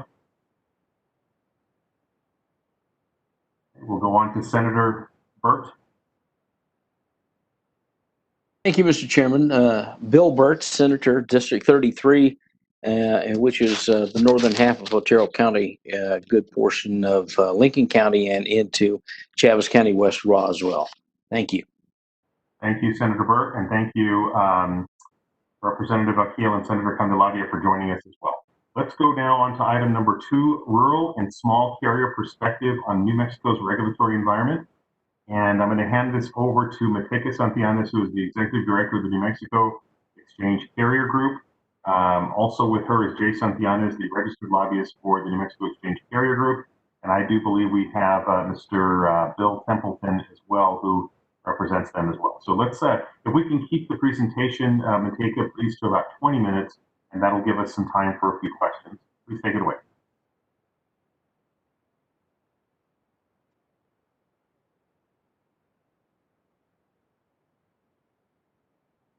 Okay. We can't hear you. Go ahead. I can hear you now. There you go. Good morning. Can you hear me? You're still muted. Mr. Chair, she is still muted. Good morning. Mr. Chairman, can you hear me? We hear you very faintly, Mateca. You can come closer to your mic.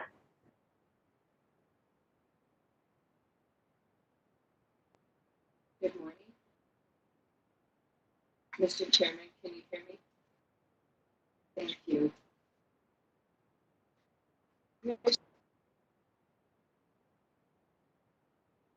You keep coming in and out, Mateca. Would you like to have Jay do some of the presentation? We can hear him clearly.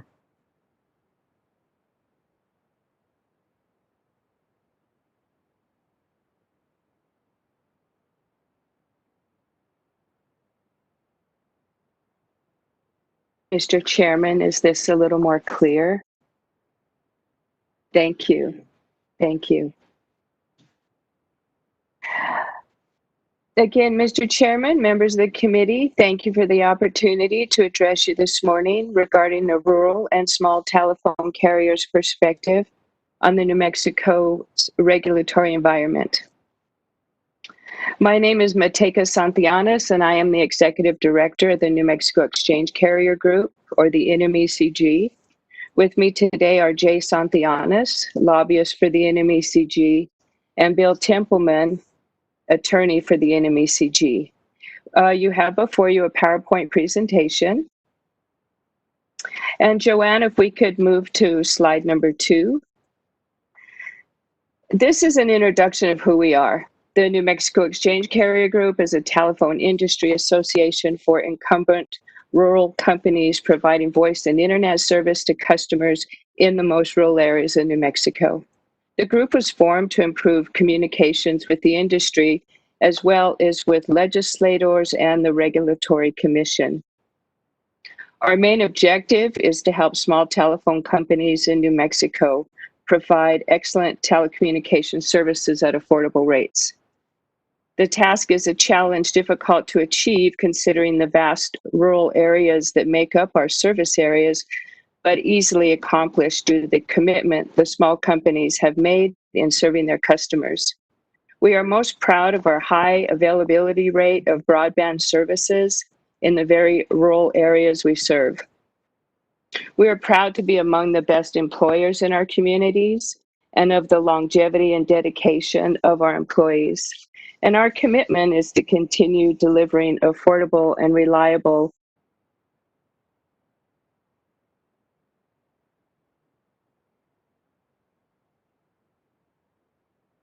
serve. Next slide, please. Thank you. Slide number 3, Mr. Chairman, members of the committee. The NMECG's membership is comprised of 10 incumbent local. The makeup of the companies includes 5 member-owned cooperatives and 5 commercial companies, and you'll see them listed on this slide. There's Baca Valley Telephone, Dell Telephone Cooperative, Inamar Plateau, Penasco Valley Telephone Cooperative, Rosa Yucca Telcom, Tularosa Basin Telephone Cooperative, or Company, excuse me, Valley Telcom Group, Western New Mexico Telephone, Windstream Communications, and Navajo Communications, doing business as Frontier Communications. Please, Joanne. Thank you. Slide number 4. This is a list of our board members. Our president, Steve Metz, he has been our president for over 16 years. Next slide, please. The NMECG, Mr. Chairman, members of the committee, our companies provide service covering over 63% of the state's geography, equating to over 66,000 square miles. The blend of vast geographic areas combined with low population density means the average rural New Mexico telephone company serves few.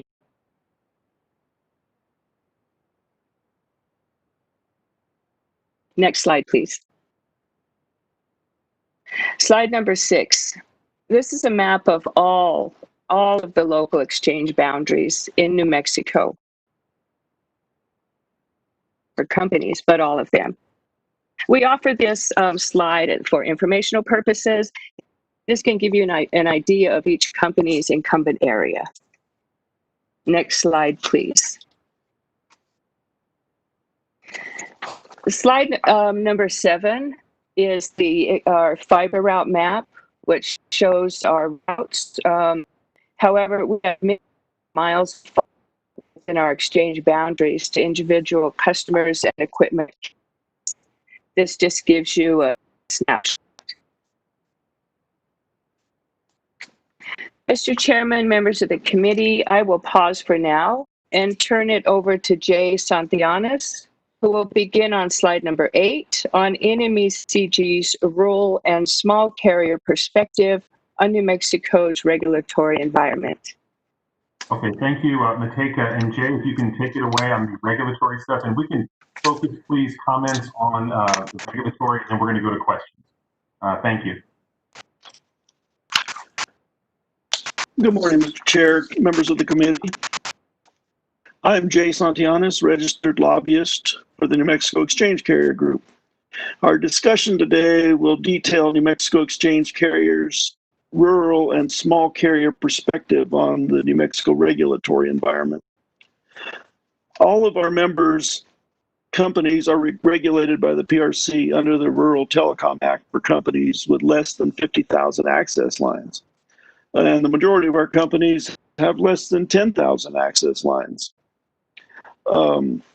As you know, an access line is simply defined as the dial tone lines in our area. As the previous presentation identified, CenturyLink is 50,000 or more. Our lines are 50,000 or less, and the large companies are more than 50,000 access lines. State Rural Universal Service Fund is administered by PRC.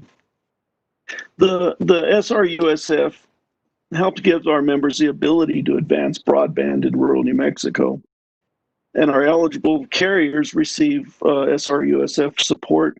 They must expend at least 60% of the support received to deploy and maintain broadband internet access services in New Mexico.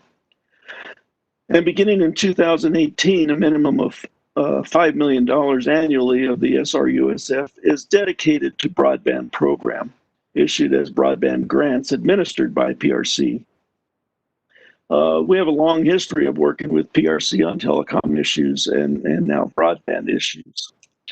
Mr. Chair, Mr. Bill Templeman, our attorney for NMECG, will discuss in more detail the NMECG's perspective on the regulatory environment. Mr. Chair, committee members, I introduce Mr. Bill Templeman.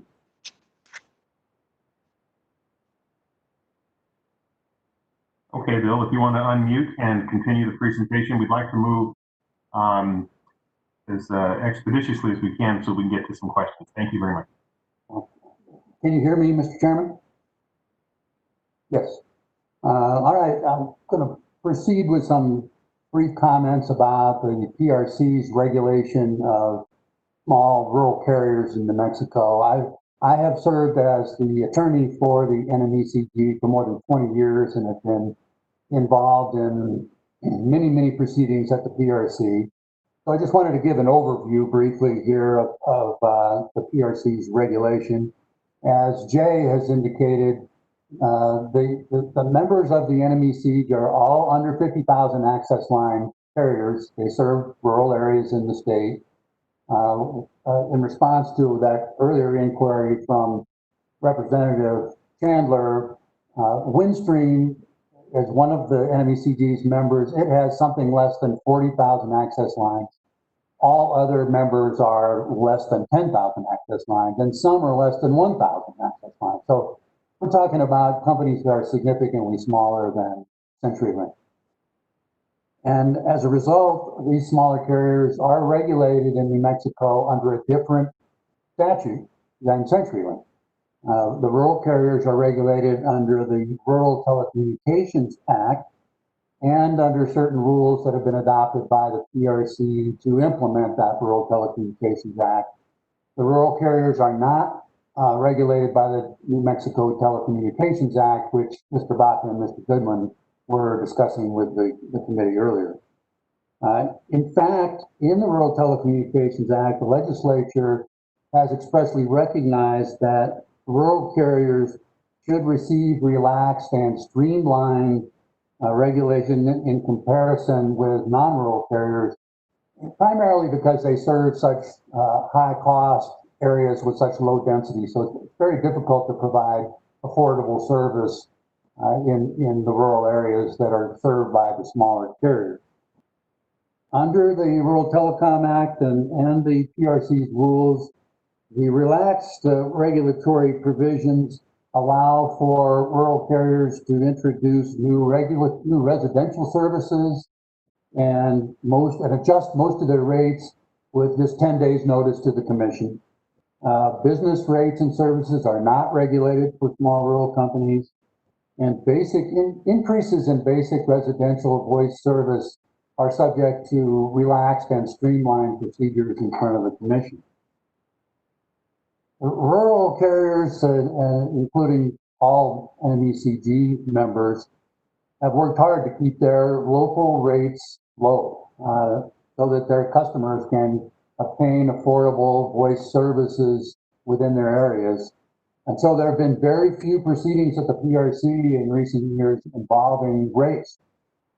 Rural carriers are subject to the PRC's customer complaint procedures and oversight, but rural carriers have been very diligent for many years in attending to their customers' needs, and they have almost entirely solved those customer issues and concerns before it ever reaches a commission level. So there are very few, if any, commission complaints involving NMECG members.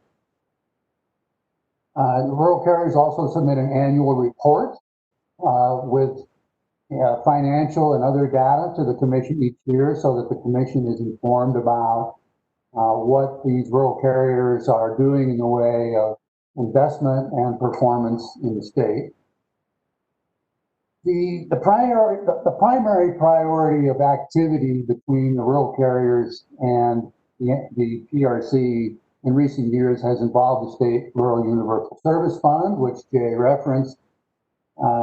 The legislature in the Rural Telecom Act directed the PRC to establish the fund, the SRUSF, to provide financial support payments to carriers to ensure that affordable telecommunications services are available to customers in rural areas of the state.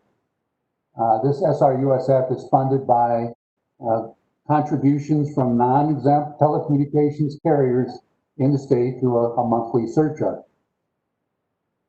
The NMECG members rely heavily on the support payments they get from the State Universal Service Fund in order to keep their local rates affordable and also to maintain their investment levels in the state so that they can meet their customer needs. In order to do that, the NMECG interacts frequently and regularly with the PRC in order to ensure that USF fund is viable and that it functions in such a way to protect the interests of rural customers. The PRC's Universal Service Fund rule, which was adopted as directed by the legislature, provides the details for the operation of the fund. And while the rule is required to track the provisions and requirements set forth in the Rural Telecom Act by the legislature, there are certain issues which are necessarily left for the commission to interpret and implement. As a result, the NMECG has been actively involved in all the PRC proceedings in recent years for creation and amendment to commission rule dealing with the State Universal Service Fund. The NMECG works for the commission, its staff, other interested parties to develop the rule and amend the rule as necessary to deal with changes in the industry. During these proceedings at the PRC, the NMECG has submitted recommendations to improve the rule so that it remains viable and functions to meet the goals set forth by the legislature, which is to ensure that rural customers in the state have available to them affordable rates and universal service. And in the context of the Rural Telecommunications Act and the PRC's rules, universal service means both traditional voice service and broadband internet access. So this fund provides support for both voice service and broadband service. Bill, I apologize for interrupting. Did you want us to move down any of the slides? We're still on the overview of the New Mexico rural and small carrier perspective on New Mexico, the overall viewpoint. Did you have other slides? No, I don't, Mr. Chairman. Thank you. I don't have any additional slides. I think leaving the slides up there is fine, but I don't have anything. I'm just going to continue with my narrative briefly. I appreciate it. So as we meet here today, there is a rulemaking proceeding pending at the PRC in which the NMECG has submitted proposals for amendments to the State Universal Service Fund rule to take into account industry changes and to encourage streamlined procedures in the operation of the State Universal Service Fund rule. These proposed improvements are driven in large part by the increased emphasis on expeditiously expanding broadband availability in the state in rural areas.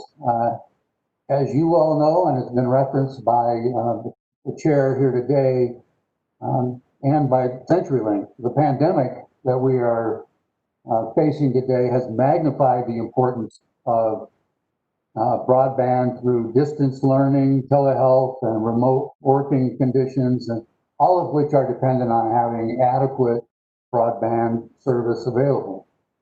The NMECG has asked the PRC to give serious consideration to its proposals in this pending rulemaking.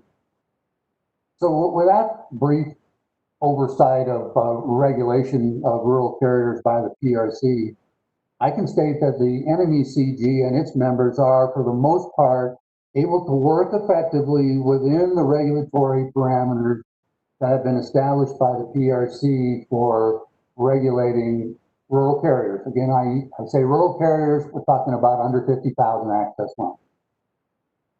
There's always room for improvements. And in regulatory practices, when we're dealing with a dynamic industry like telecommunications that is facing increased competition and is always adapting to new technologies. Rural carriers, just like all utilities, would like to minimize regulatory burdens to save time and money so that they can strive to meet the needs and demands of their customers.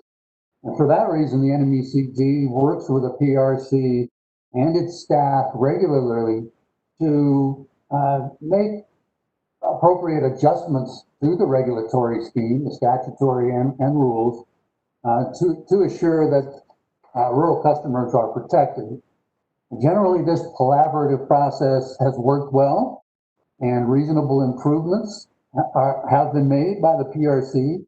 Sometimes takes a bit longer than we would like, but on the other hand, sometimes the PRC has recognized the need for expedited treatment and has moved issues and proceedings along in an expedited fashion.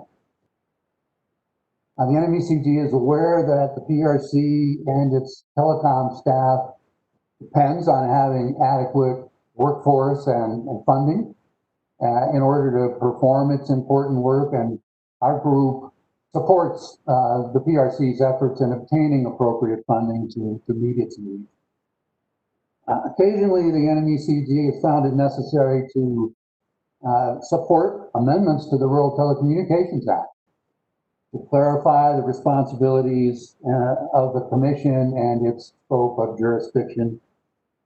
Such amendments can provide needed guidance to the Commission, but from the legislature, and that's necessary in order to make sure that the policies of the state for service in rural areas is promoted.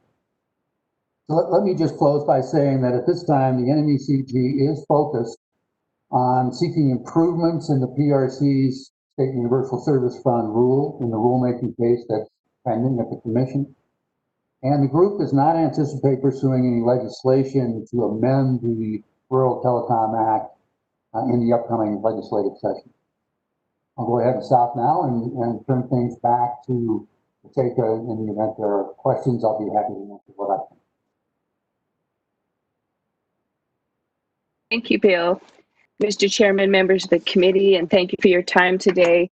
As noted earlier, we have a long history of working with the Commission and understand the importance of funding the Commission in a manner that allows them to be able to maintain appropriate staff to do, everything that they're charged with regulating.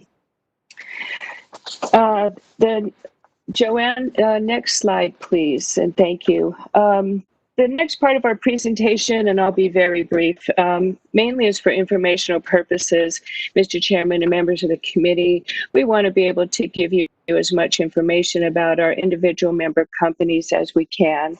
And slides 9 through 24 highlights each member company. You can look at each company more closely at your convenience. In each of the following slides, we have included information about the member companies, which include where they're located, the services they provide, the square miles they cover, the number of employees, and the number of years served the rural areas regarding businesses, residential, schools, towns, and cities. And Joanne, you're welcome to change slides periodically. Again, members can go through these slides later when they have more time. We've also included in the company slides some of the actions our companies have taken in response to the COVID-19 health pandemic. You know, we're all working in a different world right now. And during this pandemic, to provide access to reliable telephone and broadband services for effective online telework, distance learning programs, and telehealth for our customers, many in partnership with public schools since the beginning of school closures. In closing, we want to thank Chairman Padilla for being a champion supporter of the telecommunications and broadband industry. We would encourage the legislature to continue its support of the State Rural Universal Service Fund, including support for additional funding for broadband service in rural New Mexico. The members of the NMECG will continue to do all they can, as they have in the past, to provide affordable and high-quality telecommunications services, including broadband service, to their customers in rural areas of the state. On behalf of the NMECG, we appreciate the committee's work in bringing important telecommunications issues up and studying them during the interim session and participating in them during the regular session, and that the involvement of the legislature on these critical issues is very important for the NMECG. And the group and its members thank the legislators for all they do to protect the interests of rural ratepayers. We encourage the committee to continue to do this and to find ways to promote the best possible solutions for rural telephone users in New Mexico. Again, thank you for the opportunity to present to you today, Mr. Chairman, members of the committee. We'd also like to acknowledge the hard work of the committee staff. Now, there's a prize for anyone on the committee that can tell me how many number of times I said the word rural in my presentation. Again, thank you. And we now stand for questions from the committee. All right, thank you very much, Mateka, Jay, and Bill. You just do so much work that people have no idea how difficult it is to do the work you guys do, so thank you very much.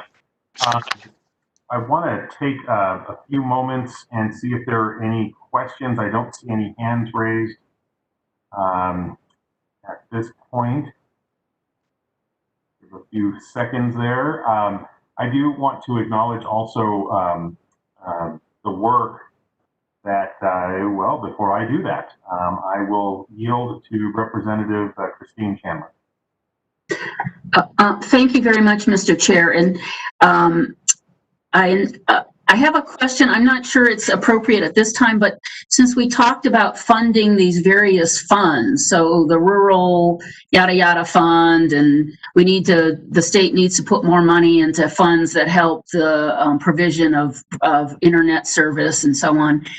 How is that done, and how does that not violate the anti-donation clause? And this, and maybe this is not an appropriate time, but I would like at some point to understand that, Mr. Chair, and if that's offline, that's fine. But I just wanted to float that idea. I'm very interested, Mr. Chair, in finding ways to improve investment by the state into these various needs across the state. But I've struggled to understand how we can do it without some kind of, without bumping into the anti-donation clause. Thank you very much. Thank you, Representative. And I won't ask Mateka, Jay, or Bill to reply to that one. But I will say that as those funds typically flow through the Public Regulation Commission, we do have the chair of the Public Regulation Commission presenting later in the agenda, as you can see, item number 4, and that'd be an appropriate question for that point. I appreciate that. Thank you. Was one of my original questions when I first landed the legislature as well. Great. But I'd rather you get a response from those folks. Anything else, Representative Chandler? No?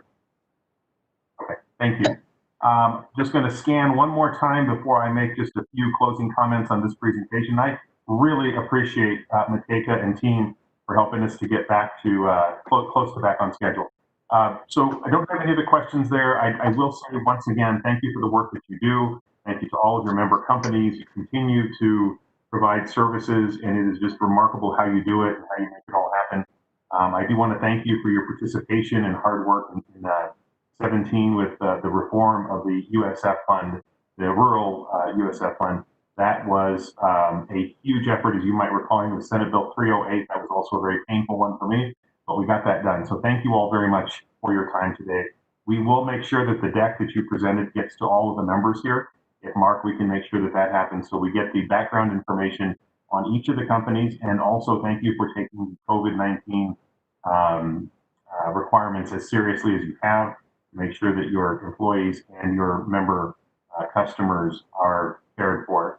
And please say hello, Mateka. Please say hello to your pops for me. Tell him I miss him, and I would love to see him soon. Thank you.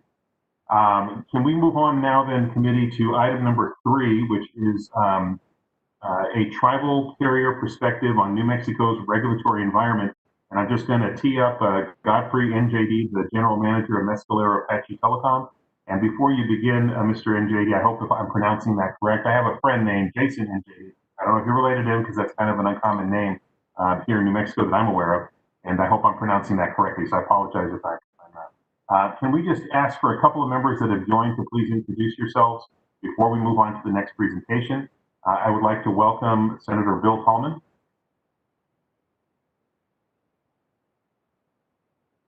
Senator Tallman, if you'd like to introduce yourself. Okay, Senator Tallman is with us. Welcome. And in the previous break between presentations, I did seek a introduction from Senator Candelaria and Representative Akil. Thank you both for being here as well. We will continue to move forward on our presentation. I don't think I see any other new members that have joined since our last break in presentations. We're going to go to Mr. NJD, a tribal carrier perspective on New Mexico's regulatory environment. Mr. NJD, we do have you for 15 minutes, but I've already cut about 7 minutes into your time. So I want you to take a full 15 to 20 minutes if you need it, sir. Thank you. Please take it away. And you're on mute, sir. Mr. NJD, your line is muted.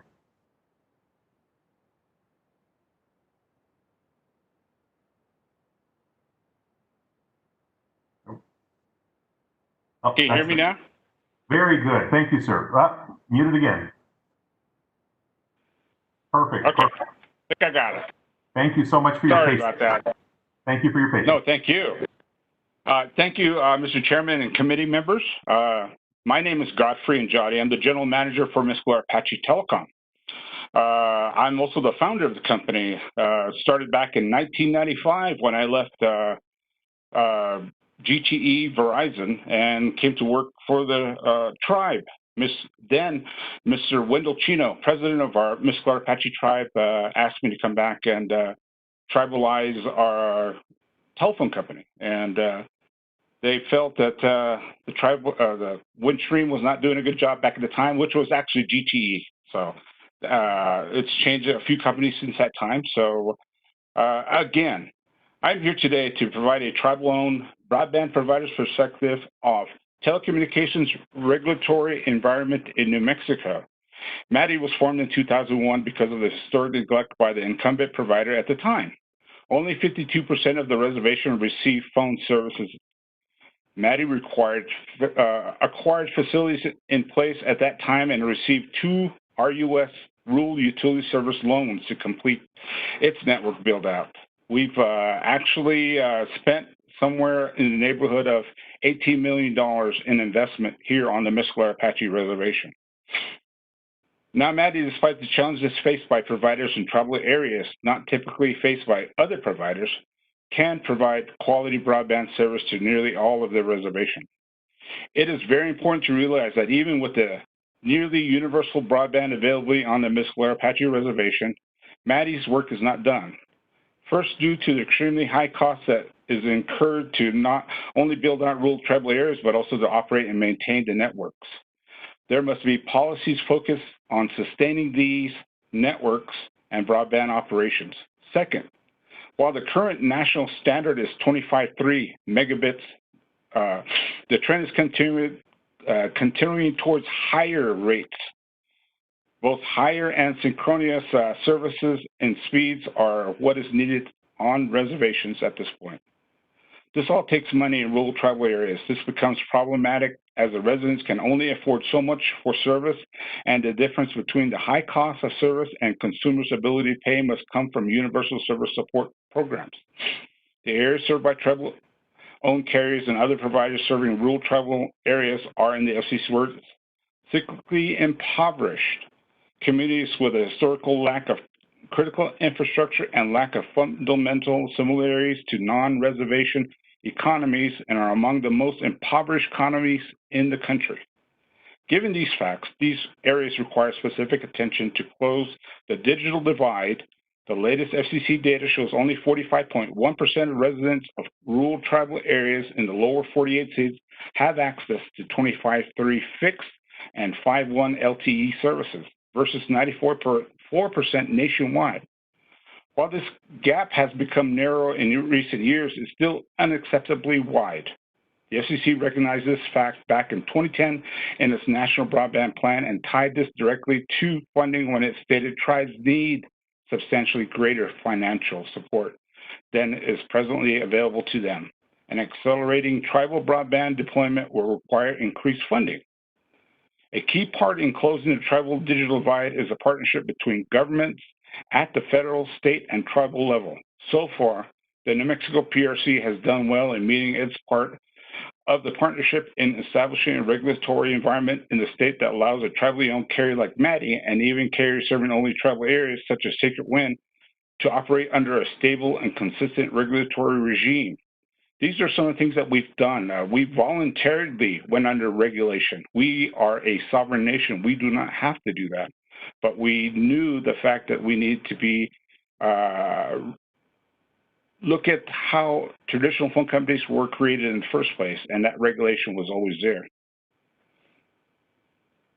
Excuse me. The PRC and the legislative have not ignored the needs of Native American citizens in the state of New Mexico and have recognized the vital principle of self-determination of governments inherent to the tribal areas of the state. Maddie believes in its experience that the legislative and PRC have been willing and effective partners for the 23 tribes in New Mexico.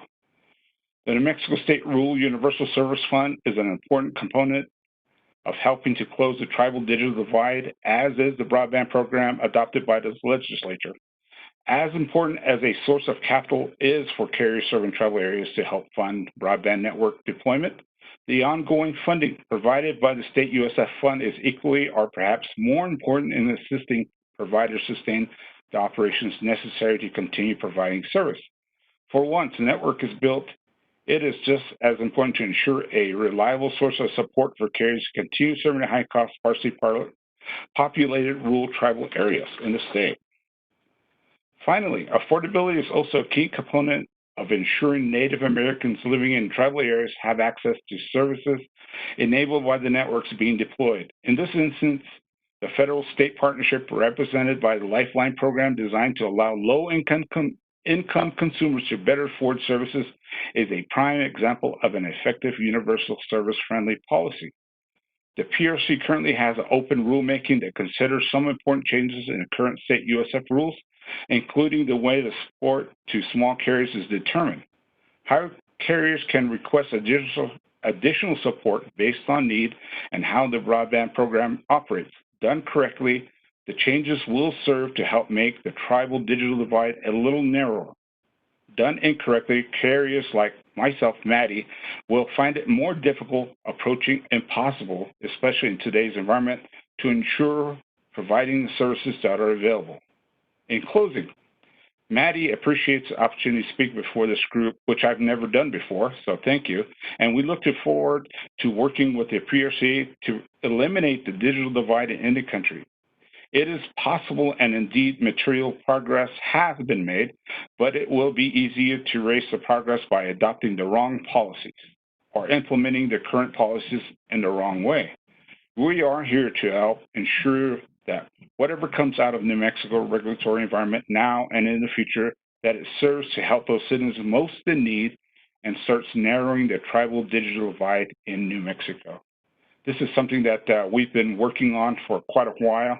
Not very many tribes are in this business in New Mexico. We are the only tribally owned telecom in New Mexico, but there is a new provision that was implemented at the FCC, which provided 2.5 gigahertz of broadband spectrum to tribes throughout New Mexico. And a number of them have applied and a number of them have received that. So they are trying to provide these services where they've lacked. It's not very, how can you say, a good thing to try to provide services in some of those areas. You can see that, and hopefully a lot of tribes will be able to take advantage of that, and a lot of them do not have the expertise that is needed to provide those areas, but they are going down this road. At some point in time, the PRC will probably need to help tribes to educate them and help them work to ensure sustainability and to provide the services that are needed, mostly in tribal areas throughout New Mexico. So, Mr. Chairman, I sure appreciate you letting me talk now. I'm available for questions, and thank you very much to the committee. Well, thank you, Mr. NJD. And it was incredibly important to me that on the day that we discussed regulatory affairs, that you be here and that we hear from you, because you have some very unique challenges to other parts of the state, and so it was very important. So appreciate you taking the time to do this. The Mescalero Apache Telecom company does work, again, that is probably would not be done by anybody else, or would have the ability to do that. Your expertise and background and knowledge is very important to us. I wanted to ask you, Mr. NJD, your talking points for today. We would typically like to present those to and provide those to the committee. So if you have those, can you please send those to Mark Edwards, and he'll get those out to you. Let me just take a quick scan. Thank you, sir. Let me just take a quick scan in the chat window to see if we have anybody with their hands raised. I do want to give members an opportunity to raise your hand in the chat window, or just send me a chat, please. I don't see any, and I appreciate your presentation. The big question that I had then is really around cost. So when you're going to expand on the Mescalero, Apache tribe geographic footprint in New Mexico, can you just talk a little bit about cost to take just to one home? I know that you have some exorbitant costs. Can you talk a little bit about that? And where do you get those monies typically? Mr. Chairman, thank you very much for that question. That is a very good question. Here in Mescalero, if you've been here down here to Ruidoso, New Mexico, we're up high in the mountains, granite. This is where we ended up as the Mescalero Apache tribe back in the day. It's not a very easy place to live. They made us try to grow corn and wheat and all this stuff at above 7,000 feet. It's kind of tough. But very beautiful. It's very cold. Very beautiful. So, but beautiful. Yes. Oh, but yes, cost-wise, up here, as you saw in some of the slides for the NMECG group, a mile of fiber in the ground, or actually any cable, would cost typically $30,000 to $40,000 there. But here in New Mexico, in Mescalero, we have much more granite, and I'm sure this is the same a lot of places, but our costs are a little bit higher only because of the difficult terrain. It's about around anywhere from $50,000 to $60,000 a mile. So, and also most tribal nations in New Mexico do not have good mapping. So we're cutting all kinds of water lines. We're cutting all kinds of gas lines that were never really mapped. So that's one thing that do not happen on reservation is good mapping. And that's one of the things that we're trying to do and try to make it better. But being a utility, we have layers of different types of CAD equipment that will hopefully help us in the future. But yes, we can provide more services. And here in Mescalero, we provide 1.6 customers per square mile. So Mescalero is 750 square miles big. I sincerely appreciate the data download there. That data and information really needs to be heard by people all the way up to Washington, D.C. in terms of how we can bring additional funding, because it's going to challenge your economy, your telehealth, telemedicine, your ability to bring Harvard Online to the Mescaleros. All those things are so incredibly important. So I appreciate you covering that data. In terms of Mr. Chairman, I have one more point that I do want to bring. Yes, sir. If that's okay. Absolutely. One more point I do have to here is that if you come to the Mescalero Apache Tribe's Facebook, that's how they communicated with all the reservation residents here in Mescalero. We do have reverse 911 to get out the word, but during this public crisis that we've gone through, the COVID relief, we had to learn the hard way that we need to do everything we can to help the reservation residents. There are only 5,000 Mescalero Apaches left in this world. And of those 5,000, we lost 2 to the COVID. So it is good that we had good, precise information to give out to the reservation residents. We were able to do that, and without a broadband network to be able for people to get on to Facebook or whatever else, whatever social media way that you can get there, that was one of the key components for us to keep our numbers low. We had a few people that were positive, only to try to keep that as low as you can, but information and education was what was needed. So without a good network, you were not able to provide that services. So that was the point that I was trying to bring up. Thank you, sir. And thank you to the committee again. Well, thank you, Mr. JD, and all very, very important pieces of information. Again, I appreciate the hard work that you're doing out there to drive this service to your community. Any way that we can help, I absolutely want to partner with you to do that. Thank you so much for your time today. If you can please forward any documentation for your presentation today to Mr. Mark Edwards over at our committee, he will get that to everybody. Thank you. We are going to now transition committee over to item number 4 on the agenda. I sincerely appreciate Commissioner Fishman, who is the chair of the Public Regulation Commission, and Commissioner Teresa Vicente Aguilar, Mr. Ripperger, and Mr. Fisk. Thank you so much for your patience. We are only about a couple of minutes behind, maybe about 7. I do pride myself in keeping committees moving on time, so I apologize for the delay and thank you for your patience. I do want to let you know, I want to give you a full hour as we have on the agenda for you. How you fix the time with your presenters, Mr. Fishman, or Chairman Fishman, is up to you. And I just hope that you'll allow for about 20 or so minutes of Q&A. I know that there will be some questions on your presentation. So thank you very much, Mr. Chair Fishman and Commissioner Vicente Aguilar. If you guys can take it away, please. Sure. First of all, Chairman Padilla, committee, thank you for having us. I just prepared a short presentation, and I know that having just assumed the chairmanship, that before me, Commissioner Aguilar, Vicente Aguilar, had been planning to do the presentation here. We haven't had a chance to connect, but Teresa, I just wanted to real quickly, if there were some specific items that you'd prepared and wanted to present, I wanted to give you first crack at doing that.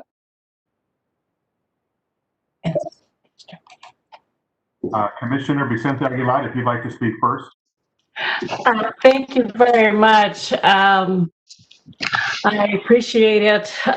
This is the first time that I am appearing before the Science, Technology, and Telecommunications Committee meeting, and I'm very honored to be part of your presentation today.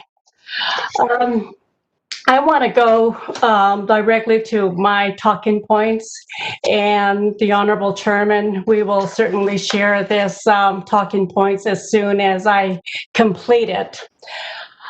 The regulatory framework of telecommunication is at the heart of many changes.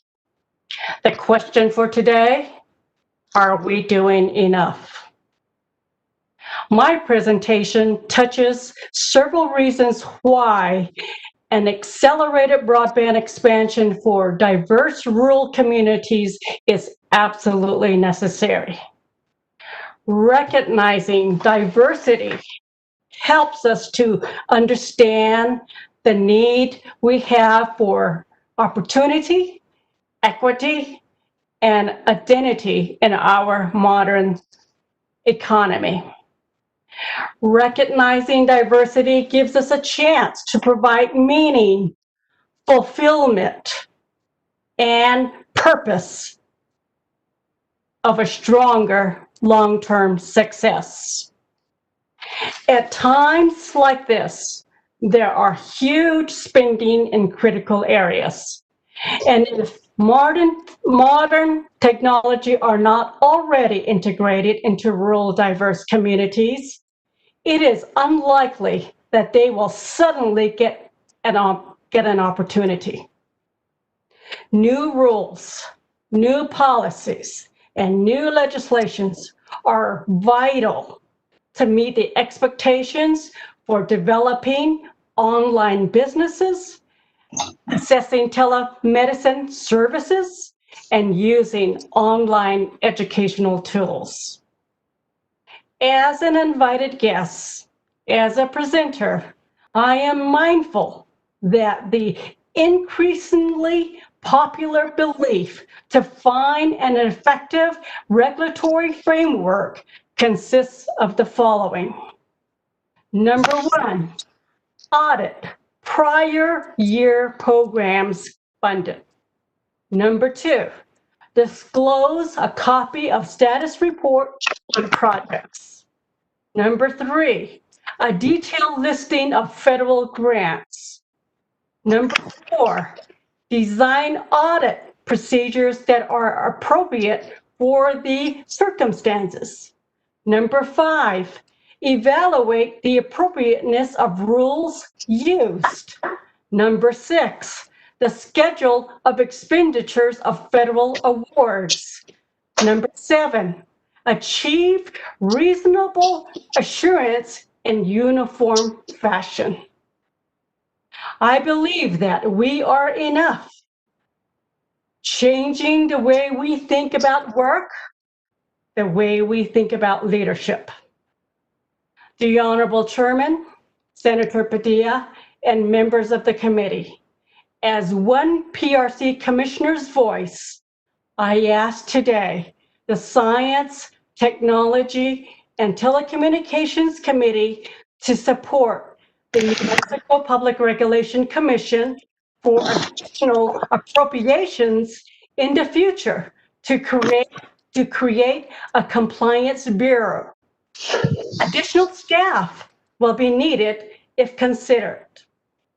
This is my points today for the presentation, and as I indicated earlier, I'm happy to distribute my talking points with all the members.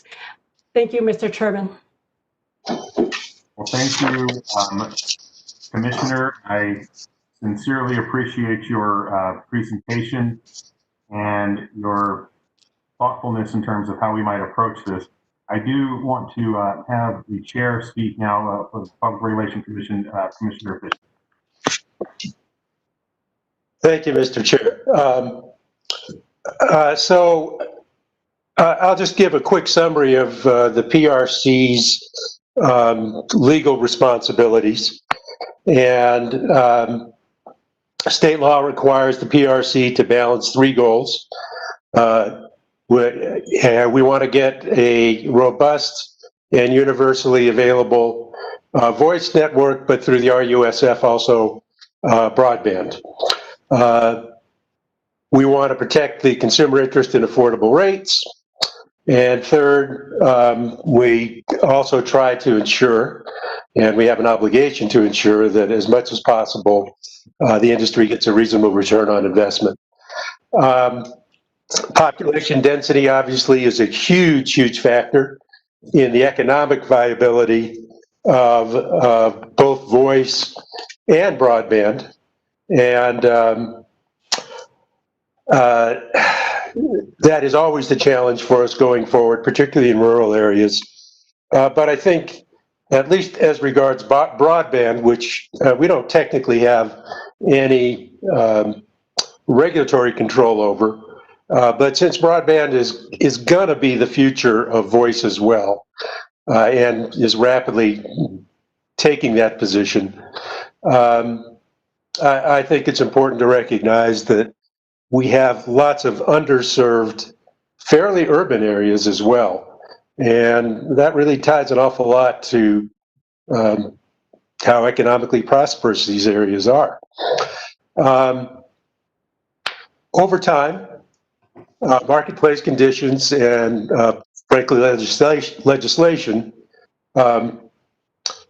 have reduced the PRC's role in regulating telecommunications. And of course, that's been a kind of a national trend that started at the federal level and continues on today. In terms of the work that we actually do, just to be sure the committee's up to speed on that, the PRC is responsible for making sure that various federal programs get implemented properly. So the feds pass the law, but they ask the states to make sure that the reporting and the follow-up that needs to happen does happen. So there's a lot of work that goes into that, particularly to designate various companies as eligible telecommunication carriers, and the various designations that make up the complicated framework that we have in telecommunications. There's just lots of legacy rules that have complicated the picture over time, and administering through that is one of the PRC challenges. We also have the State Rural Universal Service Fund, and we try to make some basic form of connectivity available in most parts of the state, at least in as many as possible, through direct subsidies to local rural exchange carriers, and a discretionary grant program for specific broadband projects, which is that fairly recent legislation, and I think is an exciting program for everyone involved in it, because we really see the results of getting service to people who previously hadn't had it. In terms of the Rural Universal Service Fund, I joined the meeting at the point where one of our legislators was asking about, gee, why doesn't this violate the anti-donation clause when we make money available to these carriers? And the answer, it does not. And that's because the Rural Universal Service Fund is not taxpayer dollars. It's funded by a fee that's on ratepayer bills. So that's basically the workaround, that it does not violate the anti-donation clause. And certainly we can get into some questions about that. At the PRC, I would say that and I think really, and Teresa, jump in if you disagree, I think all of the commissioners really like to encourage competition in terms of getting funds and being sure that we spend the funds as efficiently as possible and get the maximum bang for the buck. So we really do encourage competition in bids for rural universal service funds.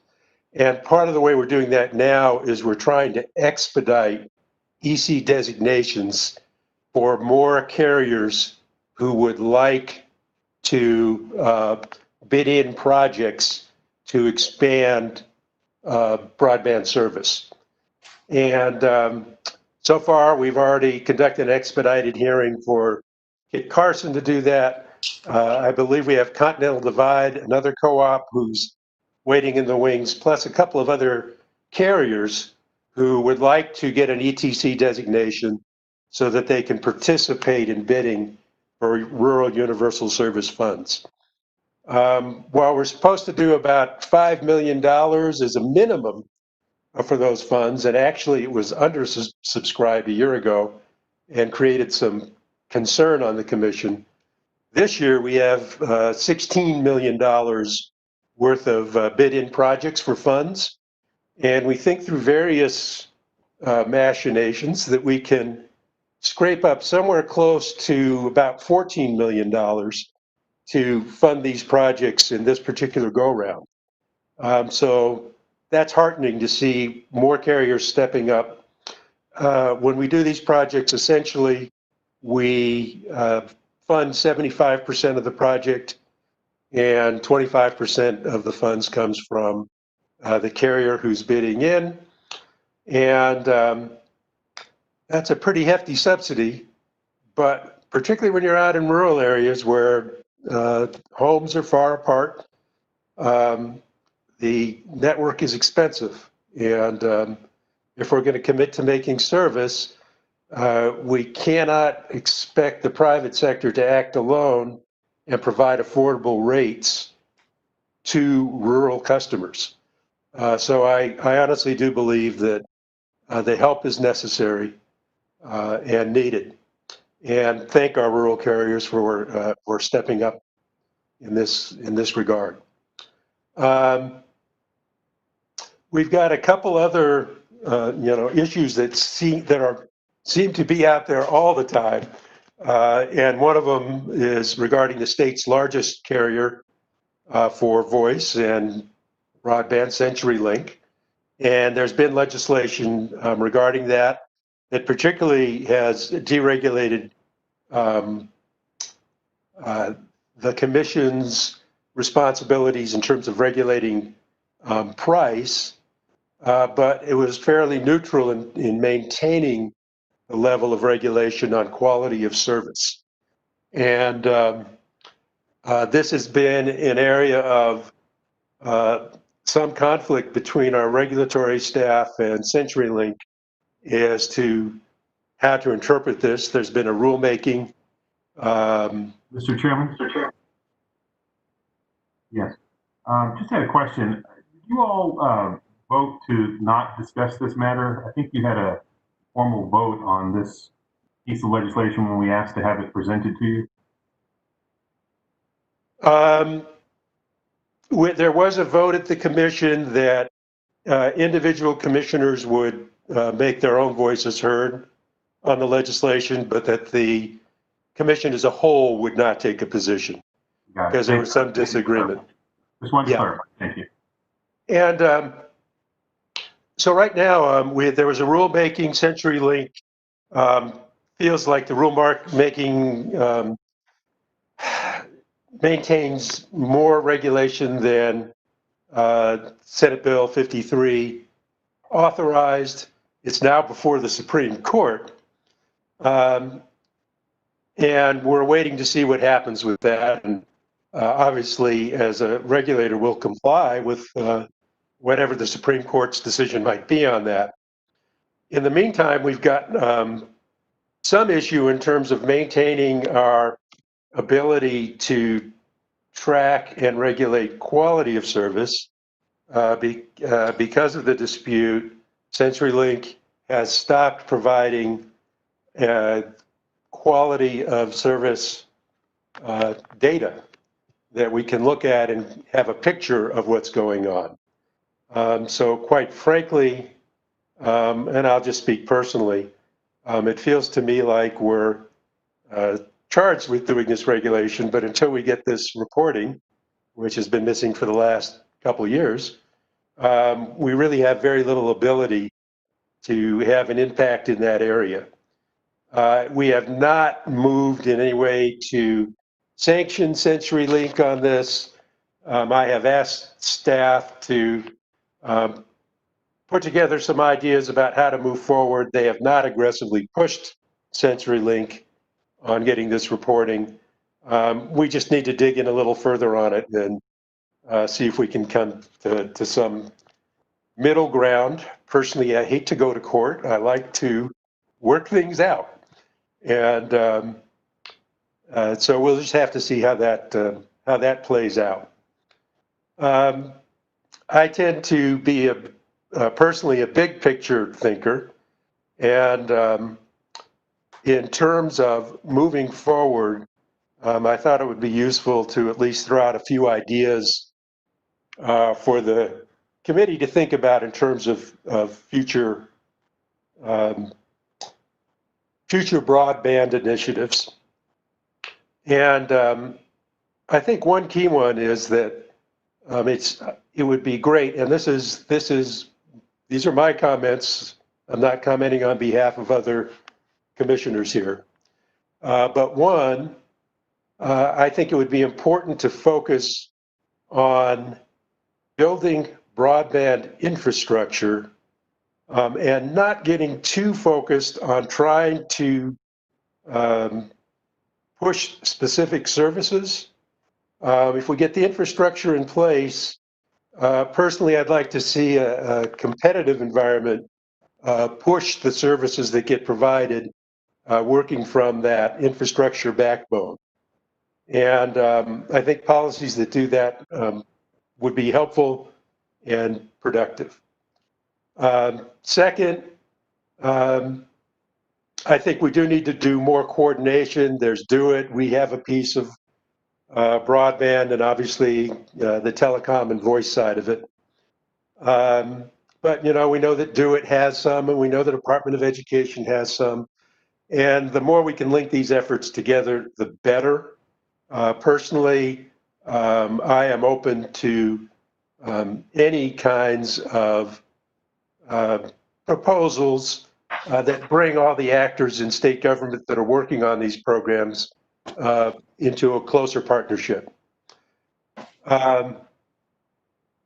Three, some states have had great success pushing forward with getting co-ops and utility carriers to partner with broadband folks to make sure that we share infrastructure and save money and lower the costs of getting broadband service out to people. And there are electric lines that go to most homes in the state. Certainly there's many homes on tribal lands where that's not true. But for many, many areas of the state, you got electricity going to most places. The extent we can piggyback and eliminate barriers to collaboration between telecom carriers and electric co-ops and electric utilities, IOUs, there's opportunities to save money and get more service to more people at less cost. And I'd really encourage the legislature to look closely at what's being done in other states and seeing if we can apply some of those lessons to New Mexico. And finally, and by the way, when I say that, it's not an easy thing to do. I held a couple of meetings getting broadband carriers and power carriers together. And certainly a lot of issues were brought up about the difficulties of coordination. And some of them were market barriers. Some of them were regulatory barriers. I think we have to look at eliminating barriers in both places if we're going to have this infrastructure sharing kind of philosophy going forward. Finally, I think Do It is the proper place to pull together, particularly a broadband working group that develops strategies for stimulating more investment in high capacity broadband. I know in the Rural Universal Service Fund, I get a little bit frustrated because sometimes we'll see these projects for four download and one upload, or 10 download and one upload. We know the national standard for broadband at the federal level is 25 down and 3 up.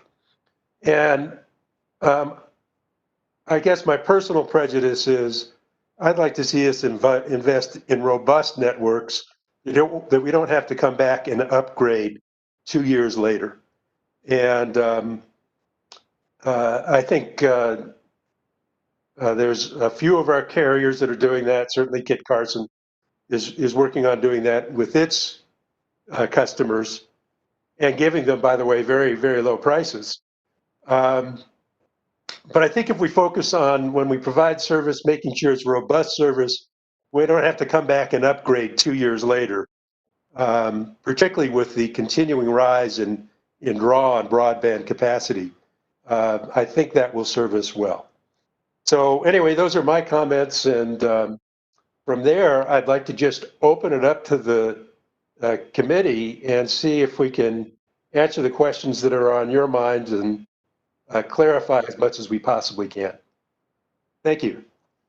Okay, thank you, Mr. Chairman Steve Fishman and Commissioner Teresa Santiago. Chairman Fishman, did you have Mr. Ripperger and Mr. Fisk? Would you like them to make any comments before we go to questions from the committee? I'll certainly, Russell and Mike, please feel free to jump in and clarify anything that I muddled up, and then let's go to committee questions. Mr. Chairman, committee members, can you hear me? This is Russell Fisk. Yes, we can. Hello, thank you. I'm an associate general counsel for the Public Regulation Commission. I don't have anything to clarify with regard to Commissioner or Chairman Fishman's comments because they were right on point. And but I am here to answer any questions that the commission, that the committee may have. Thank you. Mr. Ripperger, do you have any comments? Yeah, Mr. Chairman, committee members, I'm the Telecommunications Bureau Chief at the Public Regulation Commission. Like Russell, I don't have any specific clarifications on anything. I think a lot of the information was put out there pretty well. And so when necessary, I'll stand for questions. Thank you, Mr. Ripperger. And Mr. Chair, just one other comment. Commissioner Vicente Aguilar had talked a lot about our ability to monitor how well and track how well our implementation of expanded service under the Rural Universal Service Fund is actually done. And I just want to re-emphasize a very good point that she made, which is that we really have very little capability in that area. And it would be great if we could do much better. And I think that Commissioner Vicente Aguilar was right on point when she pointed out our shortcomings in that area. All right, thank you very much for your comments. We will now go to committee questions. I have first on my list Representative Christine Chandler. Thank you, Mr. Chair. And these questions are focused on how we fund the buildup of infrastructure, as I mentioned earlier in an earlier presentation. And I'd like some clarification, if that's okay, Mr. Chair. So, Chairman Fishman, you referenced the State Rural Universal Service Fund, which is a fund that's available, I guess, for rural providers to seek grants. Is that right, Mr. Chair and Chairman Fishman? It's available for, ETC carriers. And I'll let staff correct me if I'm wrong, but I don't believe it strictly has to be rural. It could be underserved. But Russell or Mike, correct me on that if I'm wrong. This is Russell Fisk. The State Rural Universal Service Fund monies, including the broadband program, are committed for rural areas of the state. That is as defined by the commission.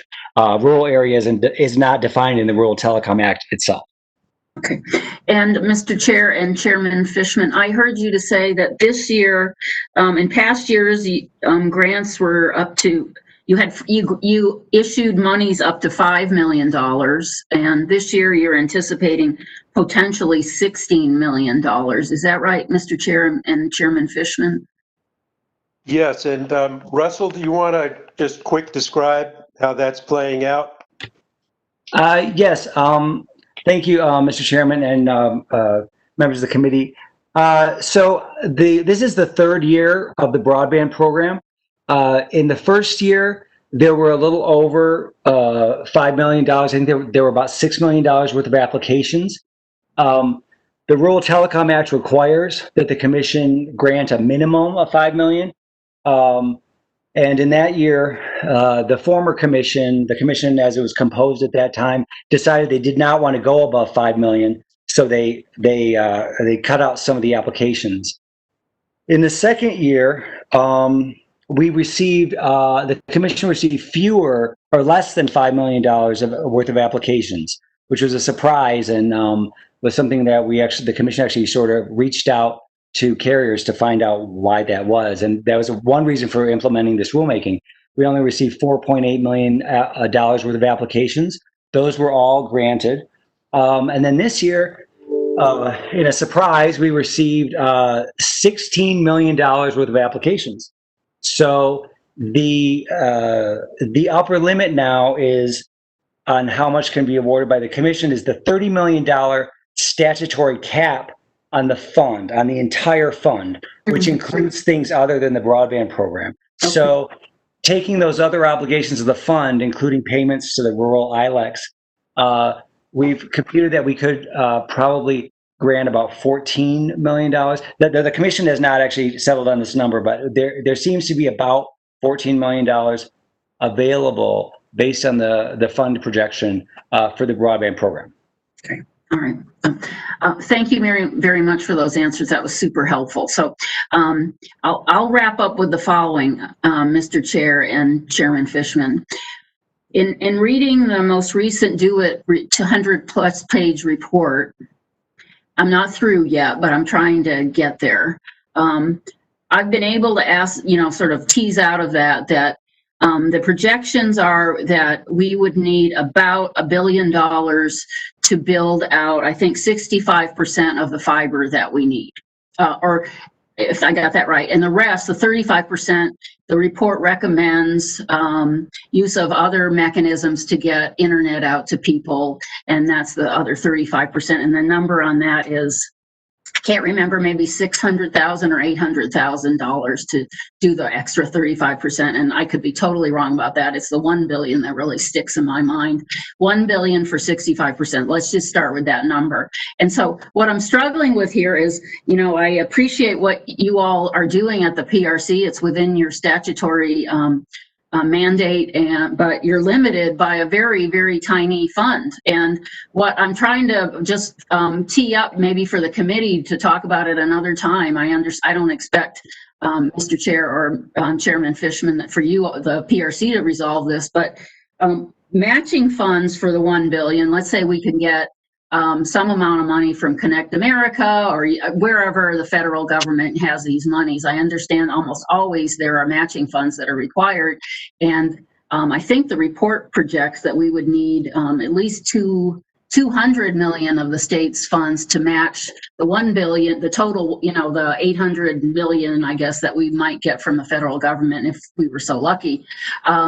So what concerns me here is this is great. I'm pleased to see that the commission is working towards this, but it's a drop in the bucket. I hope you don't take offense, Mr. Chair or Chairman Fishman, to what we really are talking about. And what I'd like to know is, anyone's ideas maybe in a future discussion where those monies can be done and why those monies wouldn't be, if they're from the general fund or otherwise, subject to the anti-donation clause. So thank you. I'm going to end with that. Thank you. Thank you, Representative. Chairman Fishman, would you like to comment at all?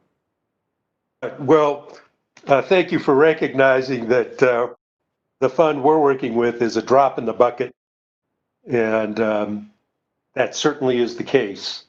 And the problem is certainly much bigger than we have the resources with the Rural Universal Service Fund to address.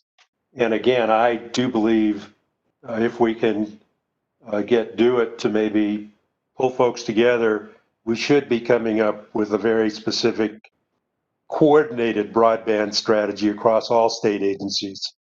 And I think everybody kind of has to, this sounds terrible to say, leave their egos at the door and let's just put together a structure that allows us to do the best getting service out there. And so I share your sentiments. All right. Well, thank you for that. And I do have a piece of legislation that I think you may already be aware of. It accomplishes a little bit of what you just said, Chairman Fishman, and thank you, Representative Chandler.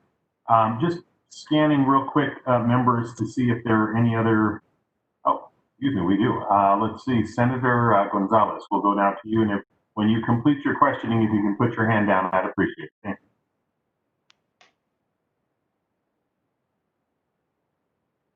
Thank you, Mr. Chairman, and my question will be to Commissioner Aguilar.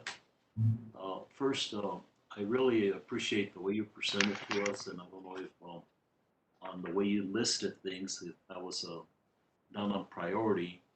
But the one question that I have is when you mentioned about, if I understood correctly, like having like an oversight or having like another committee established or funded, and maybe if you could just share a little bit more on that.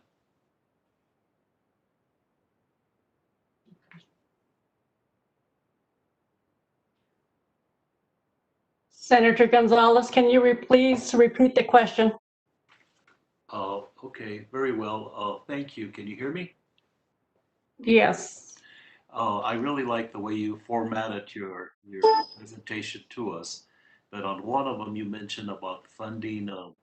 If like another part to, is it an oversight group or would it be to establish something to the PRC? Thank you very much, Senator Gonzalez. Where I'm going with that is at the FCC level, they have compliance bureau. So they have it at the national level. And this is going to require legislation, is to create a compliance bureau under the Telecommunications branch at the Public Regulation Commission. Today, we only have 3 staff members: the bureau chief, the broadband manager, and a fairly new telecom employee. So we need to expand the expertise.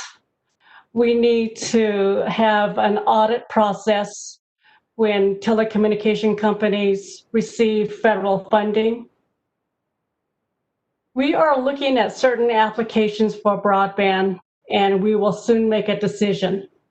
And as a commissioner, it is my duty and it is my right to ask, what are the prior funding projects that certain companies have received? And the way the rules are written today, there's a suppression of confidentiality. That is the law that lies within the Public Regulation Commission. So if we can revisit this specific law, then we can know the conditions and the behavior of certain companies within the last 10 years. Right now, we can't see it because it's suppressed. But in the future, I believe it's time to unfold it because New Mexico families are hurting. And I think the Science and Technology Committee can create an oversight committee that will be their work at the legislative level. But what I'm aiming for at the Public Regulation Commission is to have a permanent compliance bureau, which will consist of probably 2 or 3 staff members that will specifically go out to rural New Mexico and connect the dots and bring true vital information for the leaders. And I think that's been lacking for 20 years. We need to move forward. I hope I answered your question, Senator Gonzalez. Mr. Chairman and Commissioner Aguilar, yes, you did, and it really helps. You know, it's really, you know, with your further explanation, it really helped. Mr. Chairman, that's my question that I had. So thank you very much, and thank you to the PRC for presenting today. Mr. Chair, this is Commissioner Fishman, and I'd like to add one more comment to Commissioner Vicente Aguilar's, which is that particularly um, in her district, we don't have great reporting on the quality of service. We get a lot of um, calls from constituents about issues that come up with the quality of service and the quality of the connections. And again, I think this happens particularly in Commissioner Vicente Aguilar's area, but it happens across the state. And I think her passion around the compliance and the ability to be sure we know what's going on comes from that. And we do need ways to monitor what's going on, particularly when we're giving out, if we were to do everything the way we should, perhaps $1 billion in support to help get the right infrastructure in place. We do need mechanisms to be sure that we're getting the results we expect. And we are, quite honestly, behind the curve on that right now. We need to get better. Thank you. Thank you, Mr. Chairman. Senator Gonzalez, did you have any follow-ups? Mr. Chairman, no, thank you very much. Thank you, Senator. We'll go now to Representative Fajardo. Thank you, Mr. Chairman, and thank you, everybody. Just listening, both to the previous conversation and this one, it's so complex. So I guess my basic question, especially for the PRC, is how does the PRC regulate CenturyLink different than the smaller companies, and why is there a difference? So, Russell, and Mike, I'm going to pass that one on to you. Yes, hello, Mr. Chairman, members of the committee. This is Russell Fisk. As you may have heard some of the earlier speakers talk about, there are two major telecommunications acts in New Mexico. One is the New Mexico Telecommunications Act, and that applies, that addresses a variety of different types of telecommunications carriers, such as including competitive local exchange carriers, but primarily it establishes the parameters for regulation of CenturyLink as the only what the commission calls a large ILEC, an incumbent local exchange carrier serving more than 50,000 access lines. So that's CenturyLink is in that category on its own right now as a result of the legislation.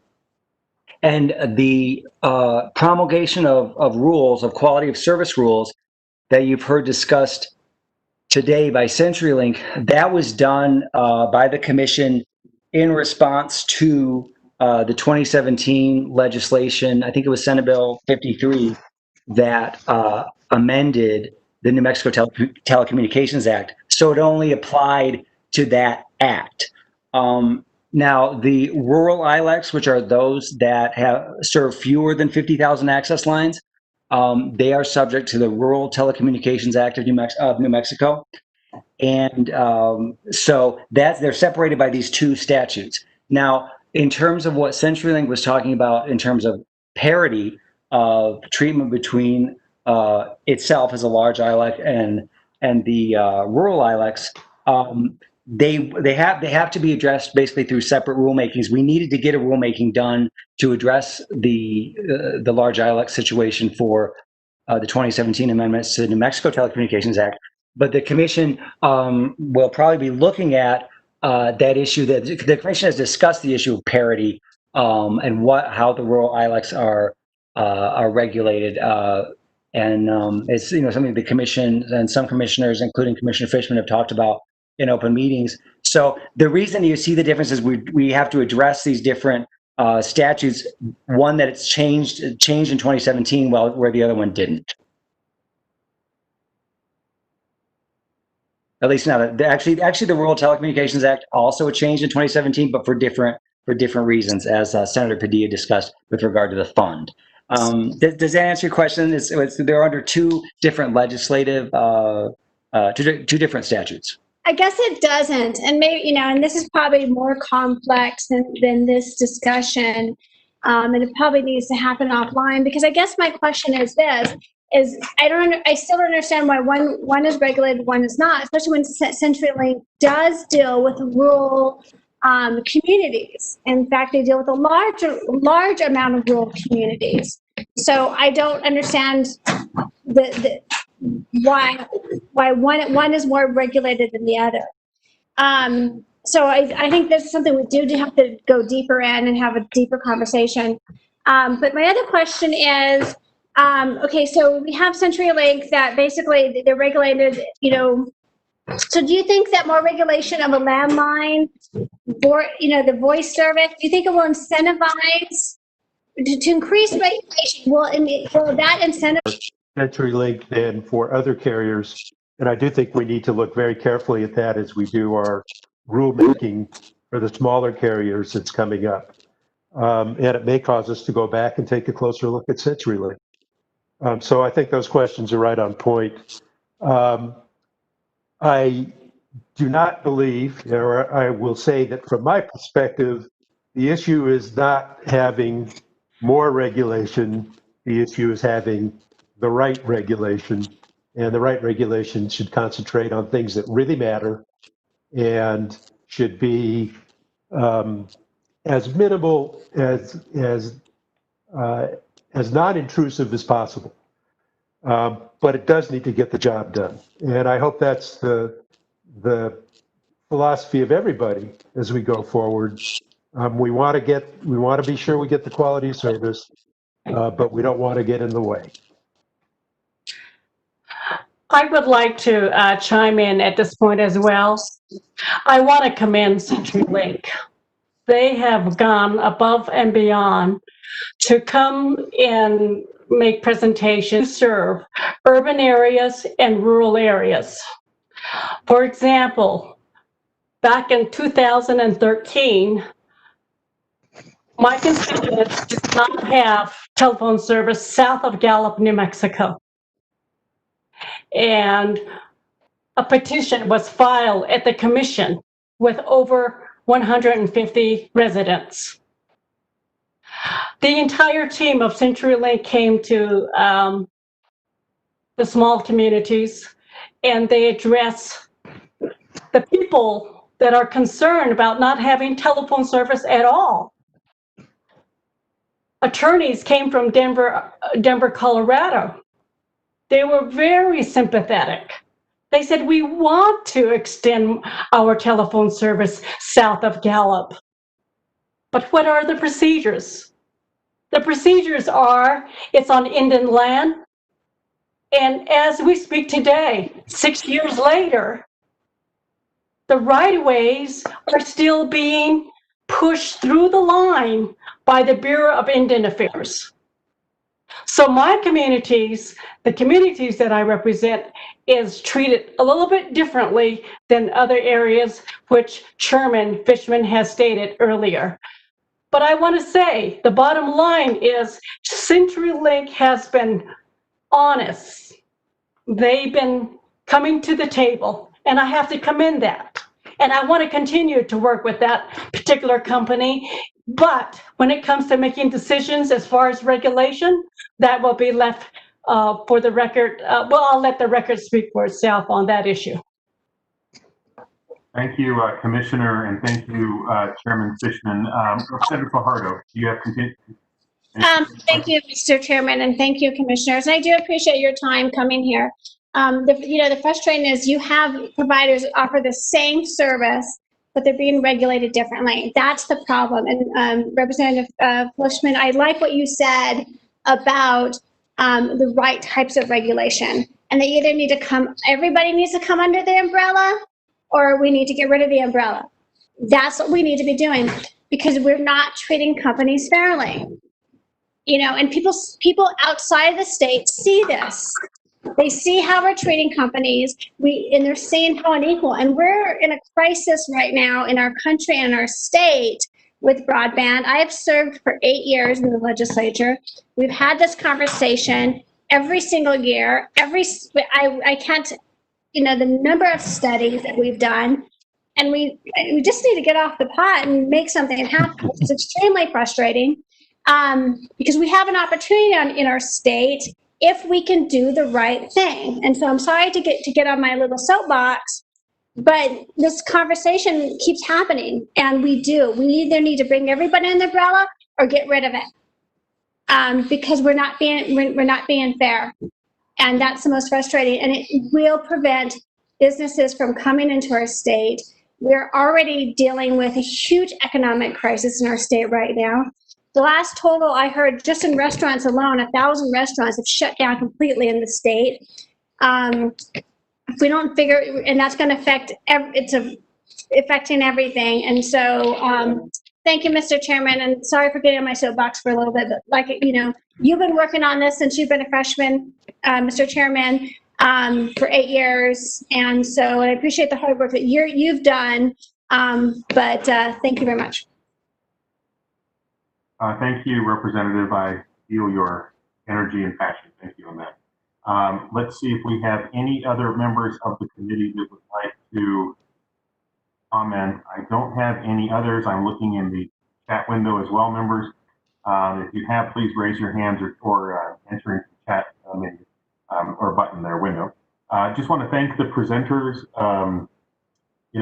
Chairman Fishman, I guess I do, as I've been the sponsor of kind of most of the stuff that we're kind of talking about these days, or a lot of it, and some we've succeeded, some has fallen flat, some has had to be reworked, and I want you to know that from my perspective, I always try to get my rear end over to the commission or have the advocates that are advocating on behalf of various items show up at the commission to talk through this and get your take on it, because once we're done, as you know, with our work, then we rely on you to do your work.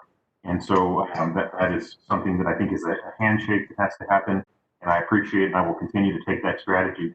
I did have sort of a mechanical or a technical question for you on the USF fund, and I'm not sure Chairman Fishman or Commissioner Vicente Aguilar who would like to respond to this, or even if you're willing to respond to it. What is the philosophy of the commission with regard to the USF funds in terms of, do you have sort of a cascading approval when you receive proposals that are related to the USF fund only toward new projects, new capacity or availability or access, or do you also use that fund or see that fund as a tool to improve existing lines that may exist out there already? So, from say a basic, dial-up tone, whatever, to maybe a fiber line or something. How do you all look at that in terms of how you make your decisions? Chairman Padilla, the way the rules were established in 2017 is that it has to be a new project. That's the rules that we are going by today. But I am open. I am open to revisit the rules and to help the legislature to move things along. And one of the important things about 2020 is that we are experiencing a setback for COVID-19. And every citizen in New Mexico is referring to their internet, they're referring to their telecommunications services. That is the only way people are communicating. So that is the reason why that I think we have 2 more commissioners that are going to join Public Regulation Commission in January 2021. We need to look at the rules and let's see if there's any way that we can work with the Committee of the Science and Technology to make things a little bit easier. I sympathize with the representatives. They've been hearing the same project, the same feedback for 8 years. And I think it's time to move things along so that we can better serve every New Mexican. So that is my feedback on that, Chairman Padilla. Well, I appreciate that, and that is a lot of why I've gone down the road of introducing these pieces and accomplishing several of them, three major ones in 17. As you know, I had to take the previous governor to court to get one of them on the books. But as long as I'm in the legislature, I'm going to continue to work on this thing morning, noon, and night because it is so vital to our way of life here in New Mexico now. Chairman Fishman, did you have any follow-ups on my question? I'm sorry, I didn't see if you were going to respond. Well, I think in many respects, there's kind of or there has been kind of a divide between the PRC and the legislature. They both kind of go about their business separately. I would very much like to see more collaboration and partnership between us as regulators and the legislature. I think if we do that, we can probably, we can each make the other smarter. And we all have a lot to learn. And I just want to put out the welcome mat to all legislators and to you to kick around ideas anytime. And certainly our job is not to make the policy, but to the extent we can tell you what we're experiencing and that helps you guys make the policy, we want to help you out with that. And I would like to see you guys take a real big picture approach and again, see how we can pull all this stuff together, maybe simplify the current statutory structure. So we don't have two separate sets of rules, as Representative Fajardo was pointing out. There's all kinds of things we can look at and take care of, and that the commission would be very open to, and might have some input that would help you get there. So I look forward to just hopefully a strengthening partnership as we go forward. Well, I appreciate that, and I just will reiterate that's why I always either show up myself or send others to present legislation that I'm considering carrying or wanting to get done. That's why I'm there as much as you all will have me. So I just want to acknowledge that, and I think that's very important. I agree with you. And in terms of having, a regulation or regulatory environment that is I don't believe there is a one-size-fits-all, but there are basic parameters. I think I may have heard that from both of you today, Commissioner, that we can all agree on, and then we take that minor difference per the swim lane may be and implement that. So that was, again, that parity law in 17, and why we're trying to clarify some of this. I had a bill last year, as you all know, related to, I'm sorry, not last year, related to Sacred Wind being treated differently from the other rural telcos. There's just a number of items here that we really do need to iron out. It's a very wrinkled shirt, but we've taken some big steps. I appreciate that. You heard about investment from CenturyLink up to $40 million this last couple of years, which is remarkable for the state as well. Thank you both, commissioners, Mr. Ripperger and Mr. Fisk, for being with us today. There's an open invitation for you to join these meetings as much as you would like, so that you can hear what we're up to, and we would love to hear your comments. I think having the door wide open on both ends of this of the Old Santa Fe Trail is very, very important. Thank you very much for being with us this morning. We are going to now move on to our last presentation for the committee. This is item number 5. So if the presenters can get feet up and ready to rock and roll. San Juan Generating Station Carbon Capture Update. Kind of a full stop and on to the next topic, which is beautiful. So if you were here for anything else, you're going to get a good earful, on the San Juan Generating Station at this point. We do have an hour for this presentation. I do ask the presenters to please keep your comments to about 35 to 40 minutes so we can leave 20 to 25 minutes of Q&A for the members of the committee. And I also want to remind the committee that you'll need to send, if you do have a per diem request, you'll need to put that in writing to Mark Edwards and Ralph Vincent. ASAP so that you have that taken care of and can get that arranged for yourself and everything. Thank you very much, committee members, for your involvement. So now we're going to go to item number 5. We do have a presentation in front of us. I'm not sure who's controlling the dial in terms of slides, but if you're a presenter and you're not controlling it, just ask that the slide be moved forward. We have Cindy Crane, the Chief Executive Officer for Enchant Energy, Peter Mandelstam. And I apologize, Peter, if I'm pronouncing that incorrectly. No, that's correct. Thank you. Okay, Peter. Thank you so much, Peter. Chief Operating Officer, Enchant Energy. And we have Hank Adair, the Director of the Farmington Electric Utility System. You all have an hour and or so, and please limit your presentation to about, again, 35 to 40 minutes so we can have some Q&A. Cindy, if you'd like to take it away and then take us to where you'd like us to go. Thank you, Mr. Chair. We're actually going to have Mr. Adair kick us off. So if we could move to the next slide, please. Next one. Thank you, Mr. Chair, for the opportunity and members of the Science, Technology, and Telecommunications Committee. Again, this is Hank Adair, Director of Farmington Electric. So where we wanted to start with was kind of a background of what the public-private partnership is between Farmington and Enchant.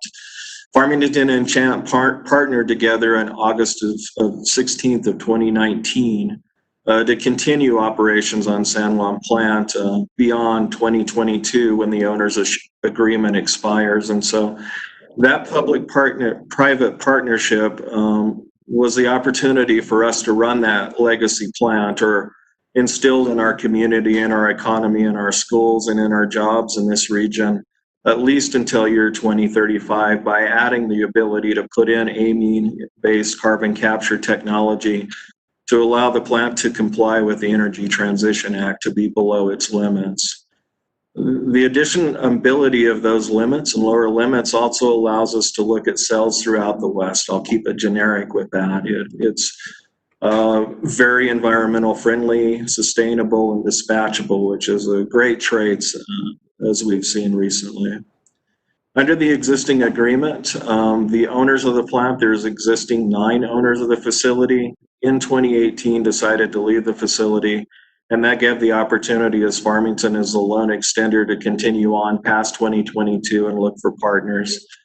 And with that, City of Farmington and FEUS, we currently own 5% of the generating asset as it is today. With our full ownership starting July 1, 2022, we look for partners and have partnered with Enchant Energy to transfer 95% of those rights to Enchant post June 30, 2022. Currently, we are working, and that's Enchant and Farmington, with the other 8 owners of the facility to complete out the terms and agreements needed to continue successful operation. Next slide. I would like to point out the key members of City of Farmington, the officials that are working on this public-private partnership. Much thank goes to our vision of our Mayor, Nate Duckett, and the continued leadership as well by Councilors Scher, Rogers, Bingham, Kelly, and Giacchino within our committees and councils, here. Executive-wise staff, Rob Mays has been instrumental in the rudder as we've continued to find market, Enchant, and then make the opportunities happen to help out our community. Again, my name is Hank Adair. I'm the Utility Director of Farmington Electric, a subsidiary or enterprise of the City of Farmington that works with our generation assets and our transmission assets as public power here in the Northwest region to supply low-cost electric rates to our customers. Additional background, I have over 20 years of experience in mechanical engineering and plant-based knowledge, if you will. I had experience, worked for P&M and San Juan Station for some 23 years, so I have a lot of inside knowledge about the operations of the plant and the capabilities of this project. Lastly, we have Jennifer Bickel, our city attorney, who has worked diligently on the agreements and projects for this percent related to San Juan Generating Station, both in the past and here in the future. Next slide. I'll hand it over to Cindy for introductions.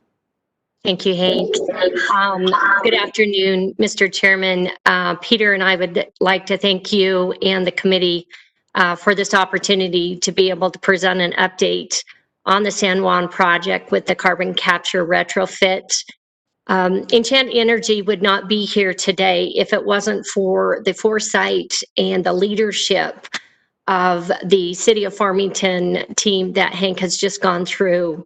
And so we're very, very excited to be here, and we're very proud to be part of this partnership. Enchant Energy was founded by two veteran energy investors. Peter and I comprise the management team, and we bring a complementary set of leadership skills and experiences to this project, whether it be energy financing, investing, energy startup, energy project development, and energy and utility business and operations management. So we're excited to be part of the team and working there with those there locally in San Juan County and throughout the state. Next slide, please. With that, I'll provide additional backgrounds of the events leading up to the partnership between Enchant and the City of Farmington. The San Juan Generating Station began agreements for regional haze evaluation back in 2013 and heading into 2015. PNM, representing all 9 owners at that point, agreed to shut down 2 of the 4 units at San Juan Station, specifically San Juan 2 and 3, and install state-of-the-art control upgrades on the remaining units, San Juan 1 and 4. As part of that agreement, it was also evaluated that the ownership of the generating station or the project should determine whether they were in or out or wanted to continue the project post-2022, and that decision was needed to be made in 2018. When 2018 came around, all the owners of San Juan Station, other than the City of Farmington, determined they did not want to continue the project, which gave the opportunity for Farmington to continue the project and for the ability of those assets to transfer from San Juan Station and the owners to the City of Farmington. And the reason Farmington did it, why would 8 leave and 1 stay? I'll go into the rates and how our low rates are for the region and what our ratepayers are related to the electricity standpoint. But another key group or key focus for us here in the region is our jobs in the region, and I'm talking sustainable jobs, day-over-day jobs, long-term, and what those mean to our community. Again, we consider that to be about 1,500 indirect jobs when you include both the direct workers and those support workers within our community and full-time equivalents.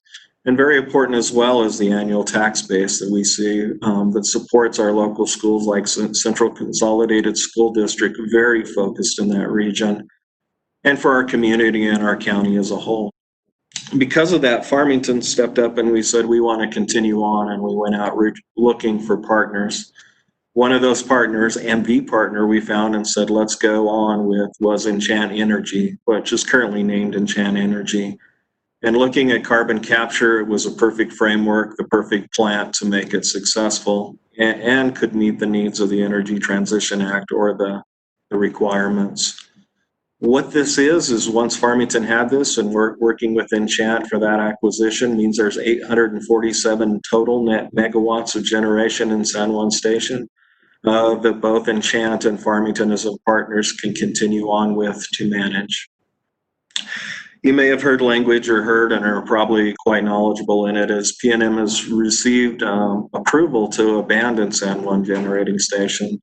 Please note that, again, that is PNM as the owner operator. And so each owner looks at it. It's not full abandonment of the station. It's specifically PNM's right for their ownership to abandon San Juan, which allows for transitioning and allows for the opportunity for Farmington and Enchant. Next slide. So as I'm sure you're very aware, under the Energy Transition Act, San Juan Generating Station will need to comply with the new CO2 emissions intensity limits that have been established at the 1,100 pounds per megawatt hour. Currently, the plant has a CO2 intensity of 2,200 pounds per megawatt hour. The ETA implementation regulations, although they've not yet been promulgated, Farmington and Enchant plan to retrofit the plant with the proven post-combustion carbon capture technology that will then lower the CO2 emissions intensity at the plant by 90% or greater. The project does not require any state or local subsidies.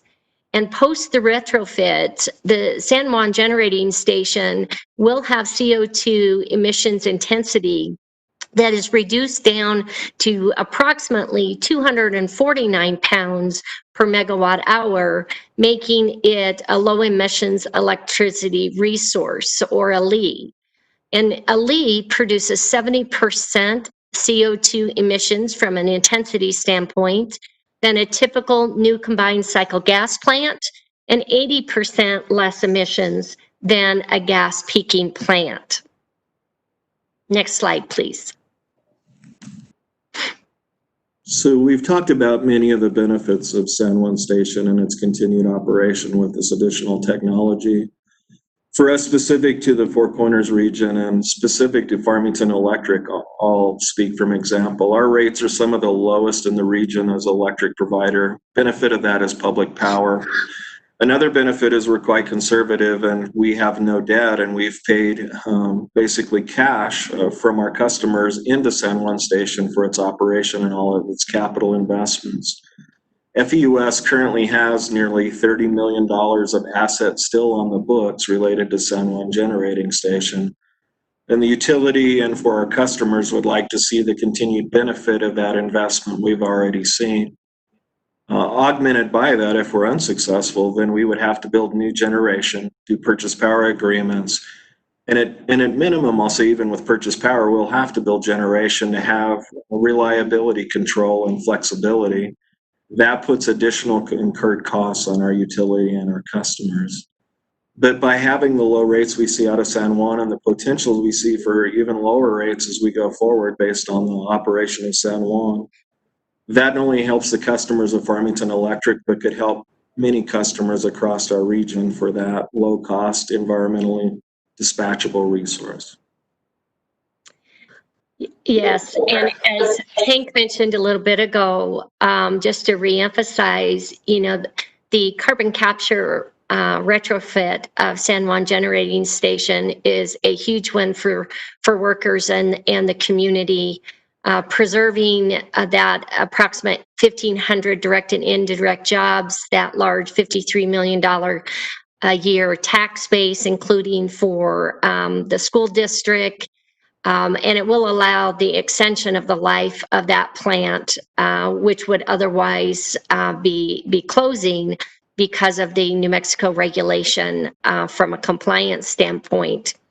The carbon capture retrofit will create new construction jobs in addition to preserving the existing jobs that will exceed 2 million worker hours, and that's for the construction of the $1.4 billion carbon capture facility.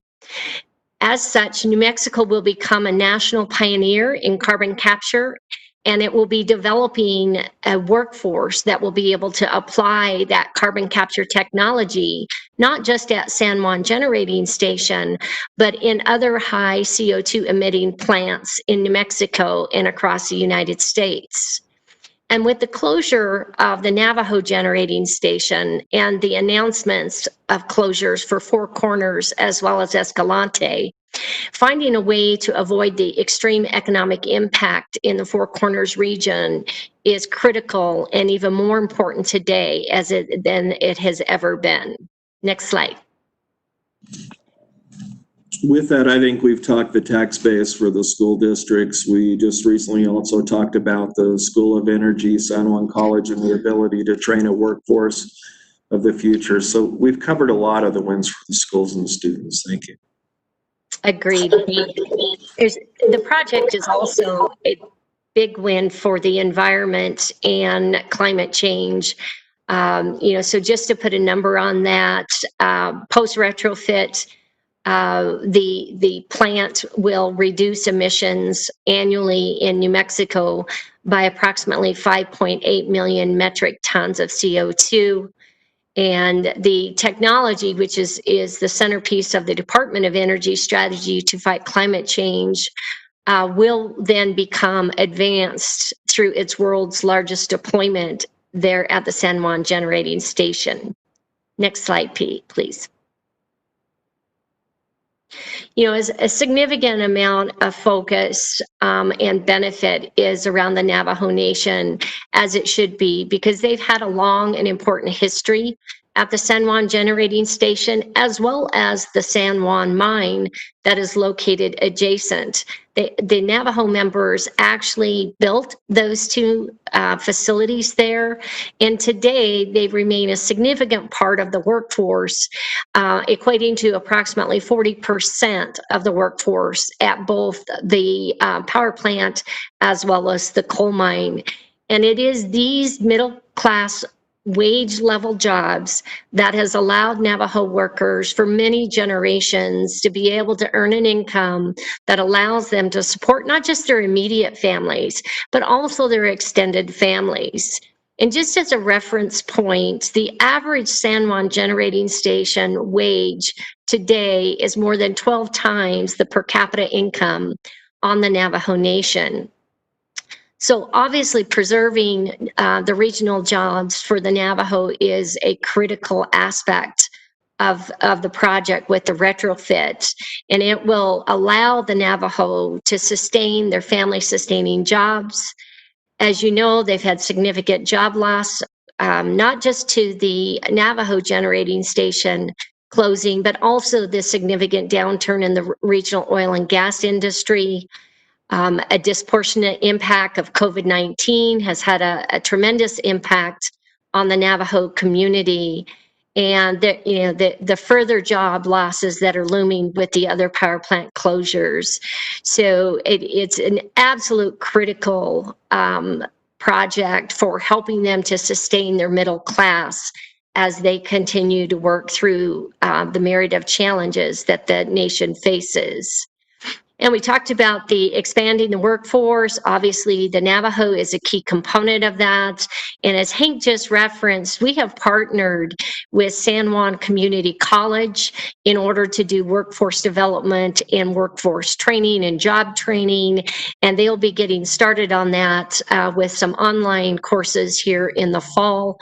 And we're really proud to be partnered with them and to have that opportunity.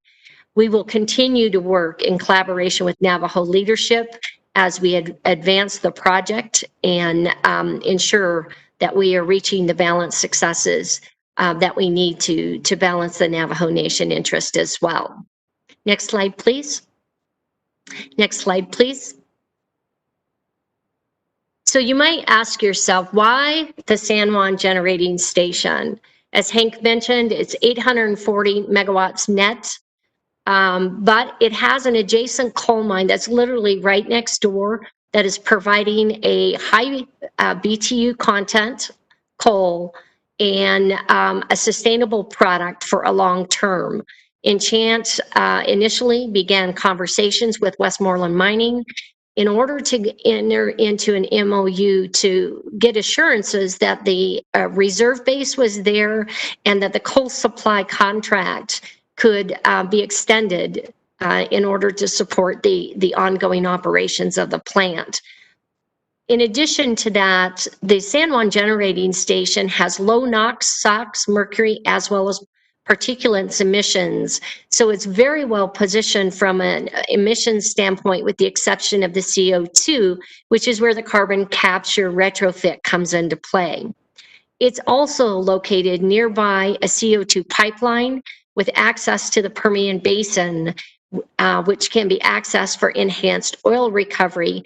And there's a lot of enhanced oil recovery occurring today in the Permian Basin. And then if you look at the map that's on your screen, I know it looks like spaghetti, but that's actually the transmission lines. And the San Juan Generating Station is located at the center of the southwestern transmission grid, with connections to the rest of New Mexico, Arizona, California, Colorado, Nevada, and Utah. As Hank mentioned, we're able to acquire the 95% interest of those owners that are exiting, which makes it very attractive.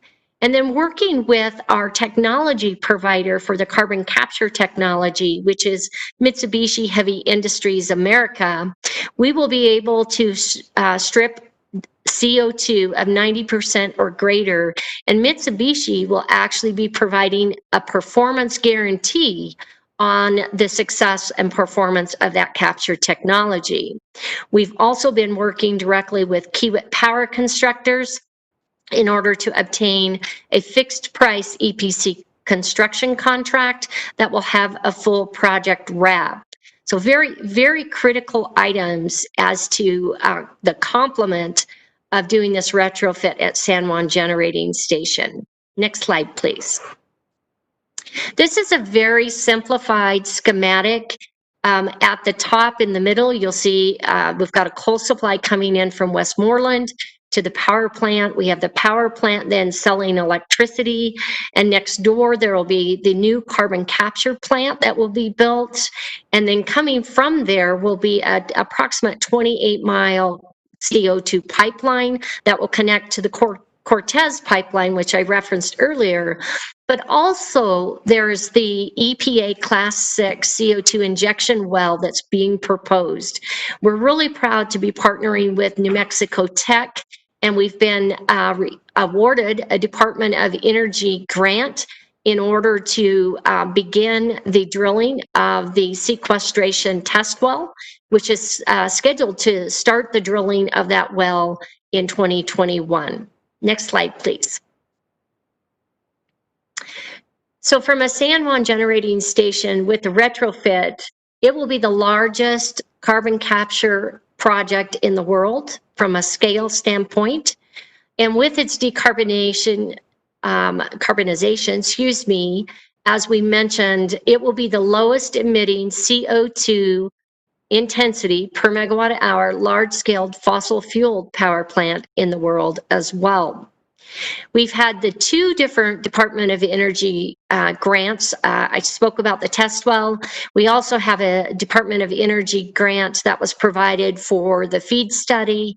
So we're very proud of our partnership with the Department of Energy. We have retained Bank of America as a financial advisor and to raise the $1.4 billion for the construction of the carbon capture island, as well as for the 45Q tax equity offering that will also bring funding forward for that. We are in advanced negotiations with the CO2 offtake opportunities in order to contract 100% of the CO2. I would say that we are also looking at the parallel path with the sequestration test well. And I would put that out there as that's about risk management and risk mitigation so that we have the ability to either go to EOR, enhanced oil recovery, or direct sequestration as both of those are allowed under the 45Q tax credit. We have the good fortune with our partners at the City of Farmington and then the carbon capture plant to actually start our electricity sales with 34% of the output from the power plant already committed, because the carbon capture island, in addition to the city, will become our anchor tenants. And therefore, we will have the base output. And we are currently in term sheet negotiations for the additional 550 megawatts of electricity sales. Next slide, please.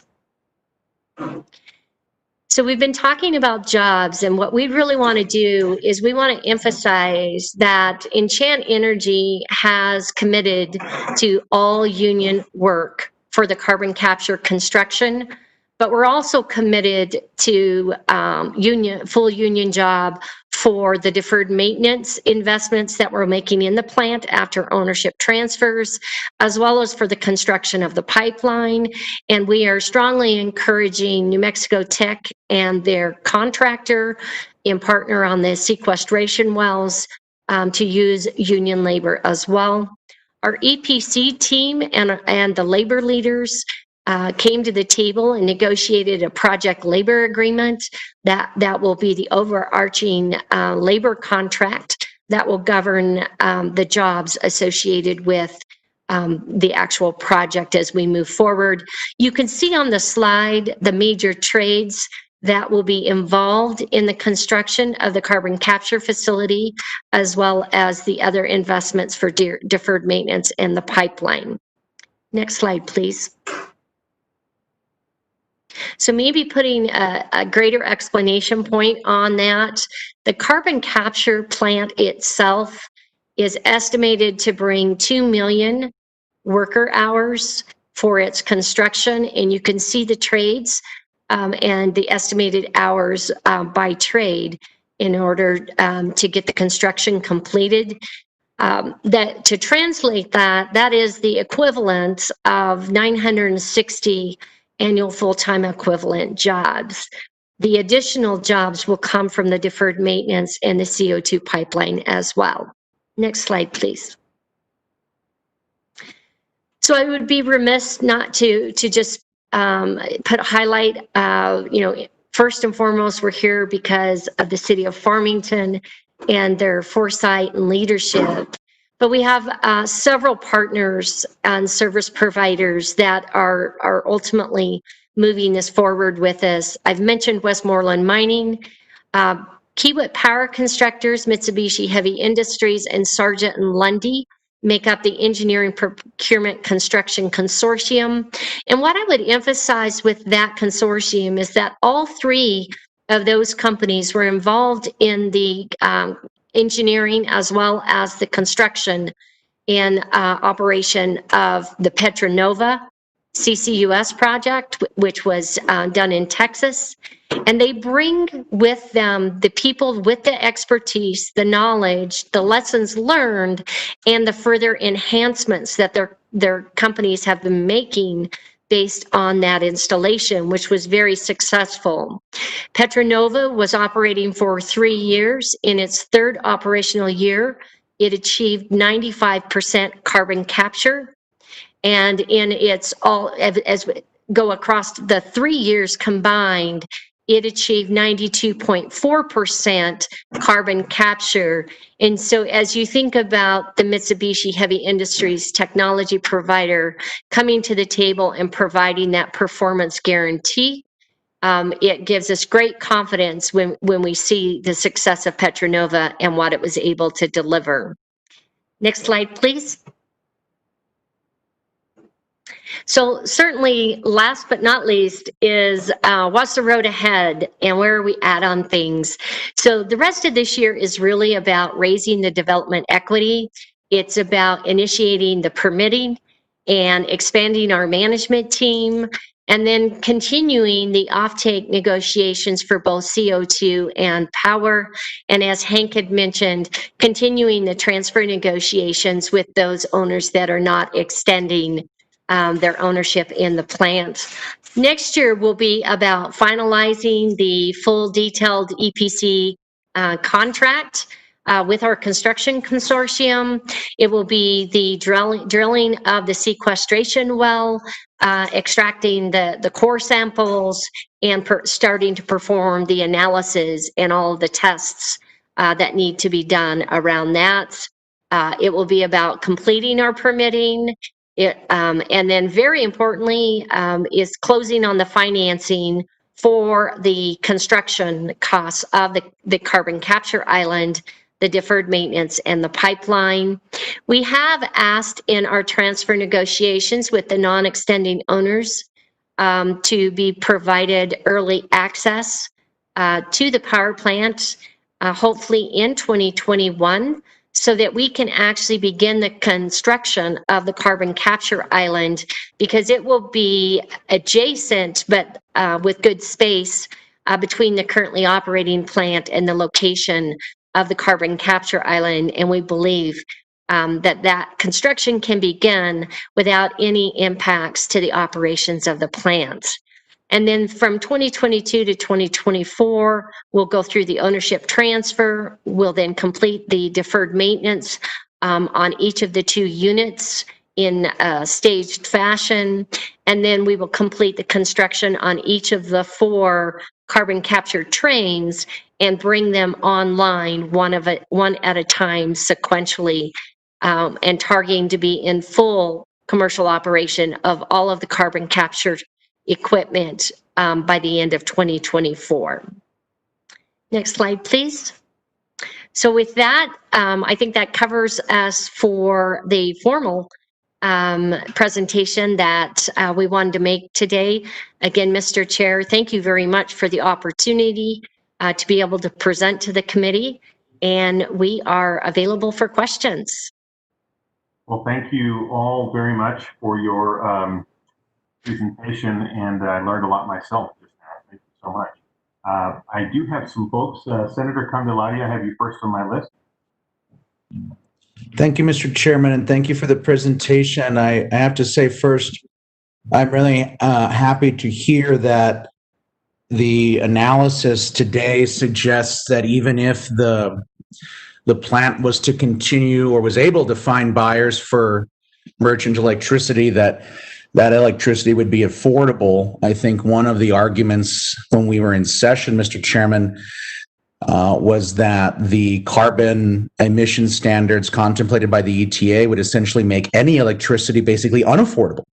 And we would have people basically unable to buy electricity, and a lot of bad things would happen. So it's really good to see confirmation that, at the end of the day, there's a path forward for the sale of merchant electricity here that is in fact affordable, and many of us knew that from the beginning. So I do have 2 particular questions that I want to ask, Mr. Chairman, of the presenters. So when this idea was initially presented to the legislature, the proposal was that the project would, 1, sell merchant electricity, and 2, that the other way that this would be economical to compensate for the fact that carbon capture is a secondary process that actually consumes a lot of energy and can be very costly, is that the plant would sell essentially or transport CO2 to the oil industry in southeastern New Mexico. So I guess my first question is that idea still on the table? Is that still an opportunity that the developers are pursuing, or is that no longer a viable business option? Yes, Senator, thank you very much for the question. We are absolutely pursuing all opportunities for enhanced oil recovery offtake, as well as direct sequestration. So we have not closed the door on any of those opportunities. Does the project have any agreements with any oil company to purchase any redundant CO2? We do not have any executed agreements. We are in very late stage term sheet negotiations, but those have not concluded. Do you think that is the infrastructure in place to realistically accomplish that?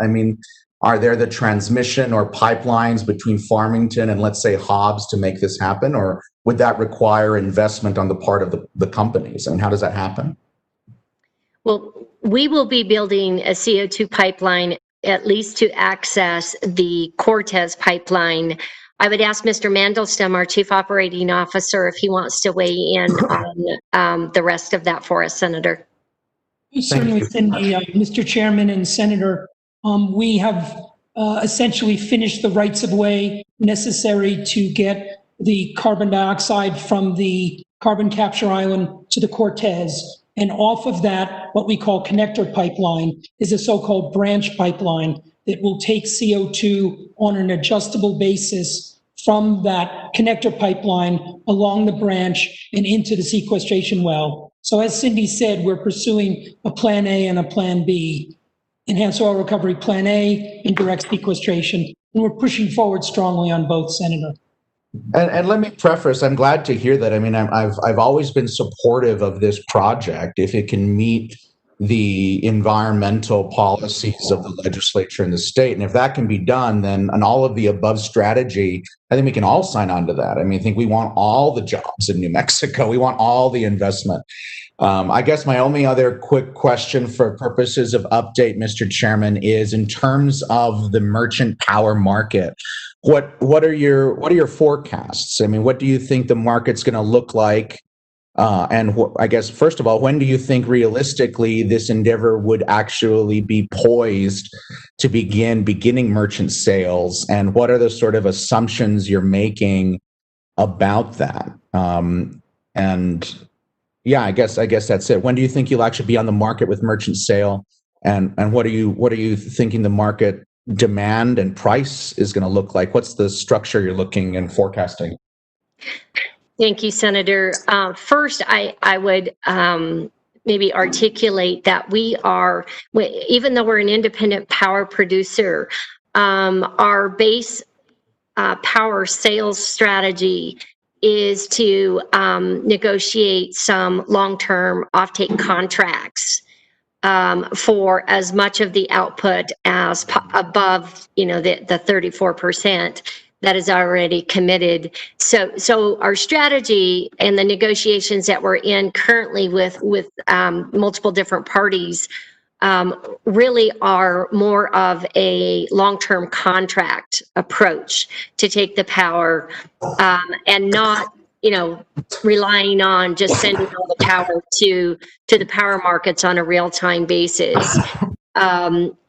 Obviously, we believe that, well, let me back up and also say, Senator, please be aware that we have additionally, last week, in fact, submitted bids into the PNM 2020 RFP for up to 150 megawatts that they are soliciting for. And so obviously we are pursuing RFP opportunities in addition to the parallel long-term contract negotiations we have going.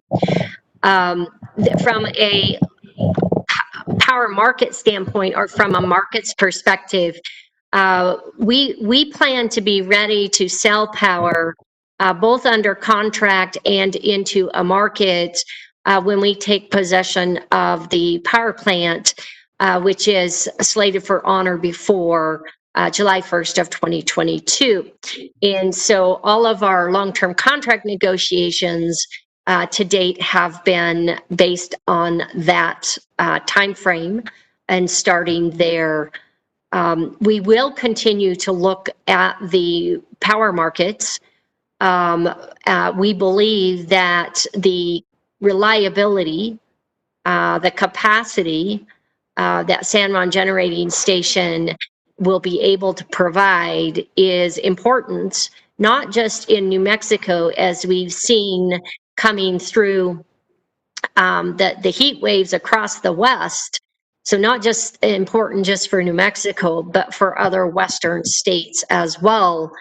And I know everybody always has their eyes set on the big C, California, but they're not California is not the only market that is becoming shorter and shorter on capacity because of plant closures. And so we will continue to position to sell to the markets throughout the Western Interconnect.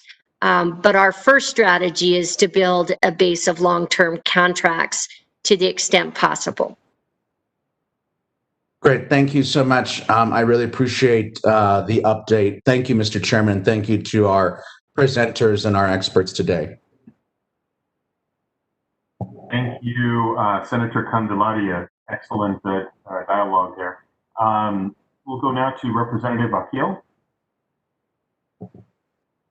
Thank you, Mr. Chair. Thank you so much for this opportunity. And I want to thank both Mr. Adair and Ms. Crane for looking at the long-term sustainability of the Navajo community and bringing jobs to them.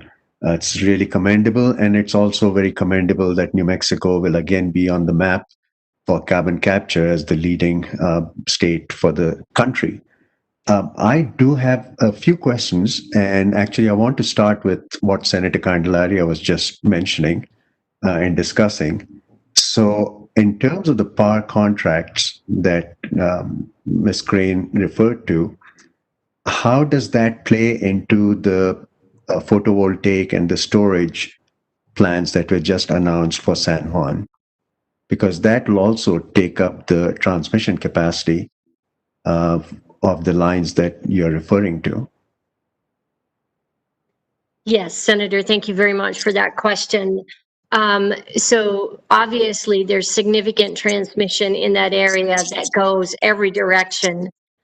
We do have some transmission service requests on more than one path that we are in the process of working forward. And certainly Peter can opine on that further. So, we believe that there's the ability to coexist. We also believe that many of the folks that we are in conversation with are parties that have access to transmission as well on their own. So those complements do exist as we start continuing our conversations around people that we work with to discuss long-term offtake. Thank you, Ms. Chair, and thank you, Ms. Crane. But have you done any specific modeling studies to find out what the capacities will be in the 2024 and onward timeframes? Because there are transmission studies now in the state which show that that path is pretty loaded. Representative Akil and Mr. Chairman, if I may, we've been working on transmission since the first day that Cindy and I joined the company. We appreciate Cindy and I have 60 years between us of energy development. We appreciate, Representative, that transmission is a key issue. As Cindy said, and as is reflected in the official open access transmission tariff network, we've applied for 1,800 megawatts of queue positions. As Cindy mentioned, we'll sell approximately 550 megawatts outside the fence. We have to service the carbon capture and city of Farmington. So we're very keenly aware. We appreciate that a lot of the pathways are congested, but we put in the round one, and now we're discussing with the various utilities a round two analysis of transmission headroom. And when we have something, of course, we'll announce that. But Representative, we're very focused on that, and we appreciate the concern. Thank you, Mr. Chair, and thank you, Mr. Manson. That's reassuring because that's always a concern, because that is an important hub for the transmission network for New Mexico, and we want to make sure that remains open both for the renewable generation that we are planning, both in the San Juan area as well as in the eastern part of the state. So that's good. I'm glad to hear that. Then some other questions that I have is, what is your perspective on the recent closure of the Petronova plant in Texas? Senator, I'll field that first, and obviously Peter is more than welcome to weigh in. The Petronova carbon capture plant, as you look at a couple aspects to that. One, the owner of Petronova is also the owner of the oil fields that the enhanced oil recovery application was being applied to. They're going to look at their business and various different parts of their oil fields and make different economic decisions at different points in time based on their total economics. That said, probably the biggest thing that I would highlight for you, Senator, is that Petronova was built before the 45Q tax credit was in place and doesn't currently factor a benefit of that into their economics. And so their economics are going to be significantly different than our economics. And then the last thing I would just highlight on Petronova, there is no doubt that Petronova was a success There is a report that is public that Petronova, that NRG, who owns Petronova, filed with the National Energy Labs as well as the Department of Energy. And that report is very detailed and very much shows that that demonstration project was highly successful. So we're very pleased with the performance of Petronova. We understand economics come into play. Their economics are comprised differently than ours, but it's the proven success of the technology that is our building block of where we launch to our installation, because Mitsubishi has proved their technology at a scale and they bring that to our project. Mr. Chair and Ms. Crane, thank you so much. Actually, I did read the entire NETL report, March 31st, 2020, and it definitely applauds MHIA's technology as being very successful. I think on that portion, I'm pretty confident that it'll work. But at the same time, MHIA staff submitted a paper to one of the scientific journals. And what bothers me is, of all the projects they have done around the world, in this, far Southeast Asia and even in the Middle East, most of those are in the 450 to 500 metric tons per day. But the scale up to Petronova was 4,700 tons per day. From an engineering perspective, scale up is almost unimaginable. To jump from 400 or 500 tons per day to 4,000 tons per day capacity. Did that play into any of the problems that Petronova experienced, and how will that play into San Juan's project? Because you are going to deal with a 40-year-old plant, and of course, I know Mr. Adair did work on San Juan generating station, which is very reassuring, but I'm still very concerned about the scale up. So could you address that? Yes, Mr. Chairman and Representative Akil, you're right that it is a scale up. One of the great things about working with a global pioneer such as Mitsubishi is they've been doing carbon capture and scaling up for more than 20 years. As Cindy mentioned, in addition to the solid and successful track record at Petronova, we are doing what we call an evolution of Petronova, not a revolution. They're one train, we're going to be 4 trains, but the Mitsubishi concept, as they call it, is design one, build many. And of course, Representative, the thing that is most important, as Cindy and Hank also said, is that we get a guarantee. And so I and Cindy were there in the early days of the wind and solar business. Those became large-scale businesses because the providers, the manufacturers, understood they were not selling a product, they were selling a service. And so what we're getting is a 12-year guarantee where they warrant with their balance sheet and liquidated damages that they will strip from San Juan at least 90% of the carbon. So when you have the successful track record, the ability to scale up, the fact that it's an evolution, not a revolution, and most importantly, a performance guarantee, we're very confident that Mitsubishi will hit their targets. Indeed, Mr. Chair, the guarantee from Mitsubishi is very important, and I think that will be kind of the backbone that you'll have to rely on. I think that is good. So, some of these questions, of course, are more detailed, but in terms of just the carbon capture process, you've got the coal coming in from Westmoreland. What is the BTU content for that right now? Because I have old records that may be different, but I wanted to find out what the BTU content of the coal that you'll be getting from Westmoreland now. Hank is the expert. Hank, can you comment? Yes, I would say the coal quality in terms of BTU is about 9,000, slightly over 9,000. Coal in the future seams will be a little bit more better, and I say that relative speaking, and much more stable based on its geology. So it'll be a benefit for the carbon capture project. Yeah, so Mr. Adair, thank you, Mr. Chairman. Yeah, 9,000 is actually the number we used to work with when I was at P&M. So I don't think that quality has changed with about 25%, 26% ash. So I think the quality of the coal has remained about constant.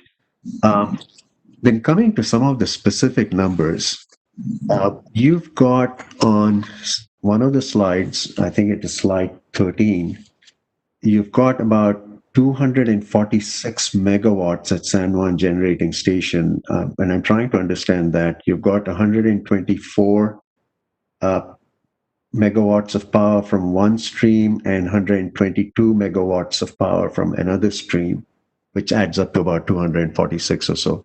What is that? Now, can you explain that a little bit? Please go ahead. I can take that one. And so really, Mr. Chair, Representative, look at the plant almost like a combined heat and power plant. So carbon capture is both energy and steam intensive with this heat exchange.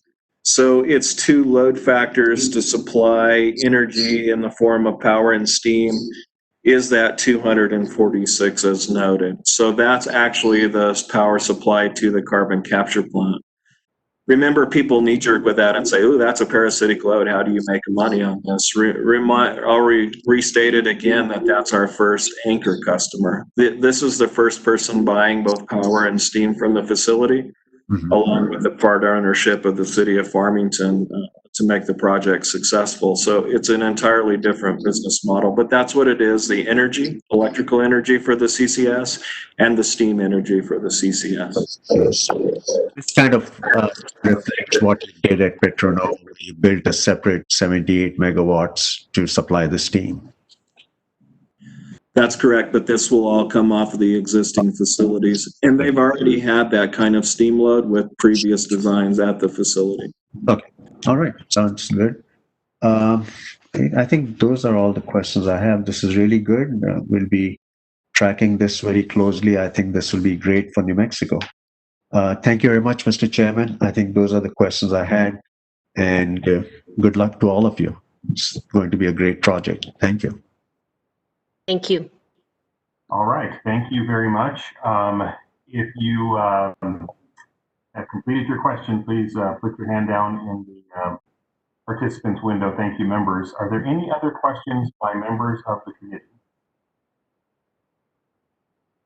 Hearing none, I just also want to say thank you. I feel very comfortable when Senator Candelaria chimes in and feels that he's comfortable, because we all have our swim lanes in the legislature. He and I swim in quite a few of them, but on this topic, I almost always defer to his expertise and knowledge and passion and desire to get this thing done in the best way possible. So thank you, Senator Candelaria, for chiming in there, and Representative Akil. I don't have any other questions other than to say thank you. I'm so glad that there's all this work happening on several fronts to work with this community, to continue to support it, to continue to bring things to the community that they badly need, and I think that's just going to bode well, for the entire area ongoing. So thank you very, very much to the presenters, Cindy, Hank, and Peter. I don't have any further comments. I'm just going to scan one more time and see if there are any other questions by members. I don't see any. Thank you very, very much to our presenters. I just want to remind the committee, thank you. I just want to remind the committee that if you have a per diem request, you do need to send that to Mark Edwards and Ralph Vincent via email. It has to be in writing. And just want to defer to Mark Edwards for just a moment. Do you have any comments for the committee, Mark? Only two comments, Mr. Chair. One, could someone explain the acronym CCUS for one of? Yes, Mark, this is Peter. There are many different ways that this technology is described, but the way that we in the Department of Energy and we think is the industry standard is the first C is carbon, the second C is capture, and then it's either use or utilization. We say use. And then the S is storage. Sometimes people say sequestration, but it is the entire range of facilities involved in the sort of total chain of activities, from capturing the gas to putting it underground. Okay, thank you much. The only other comment, Mr. Chair, is the last meeting will be October 26th.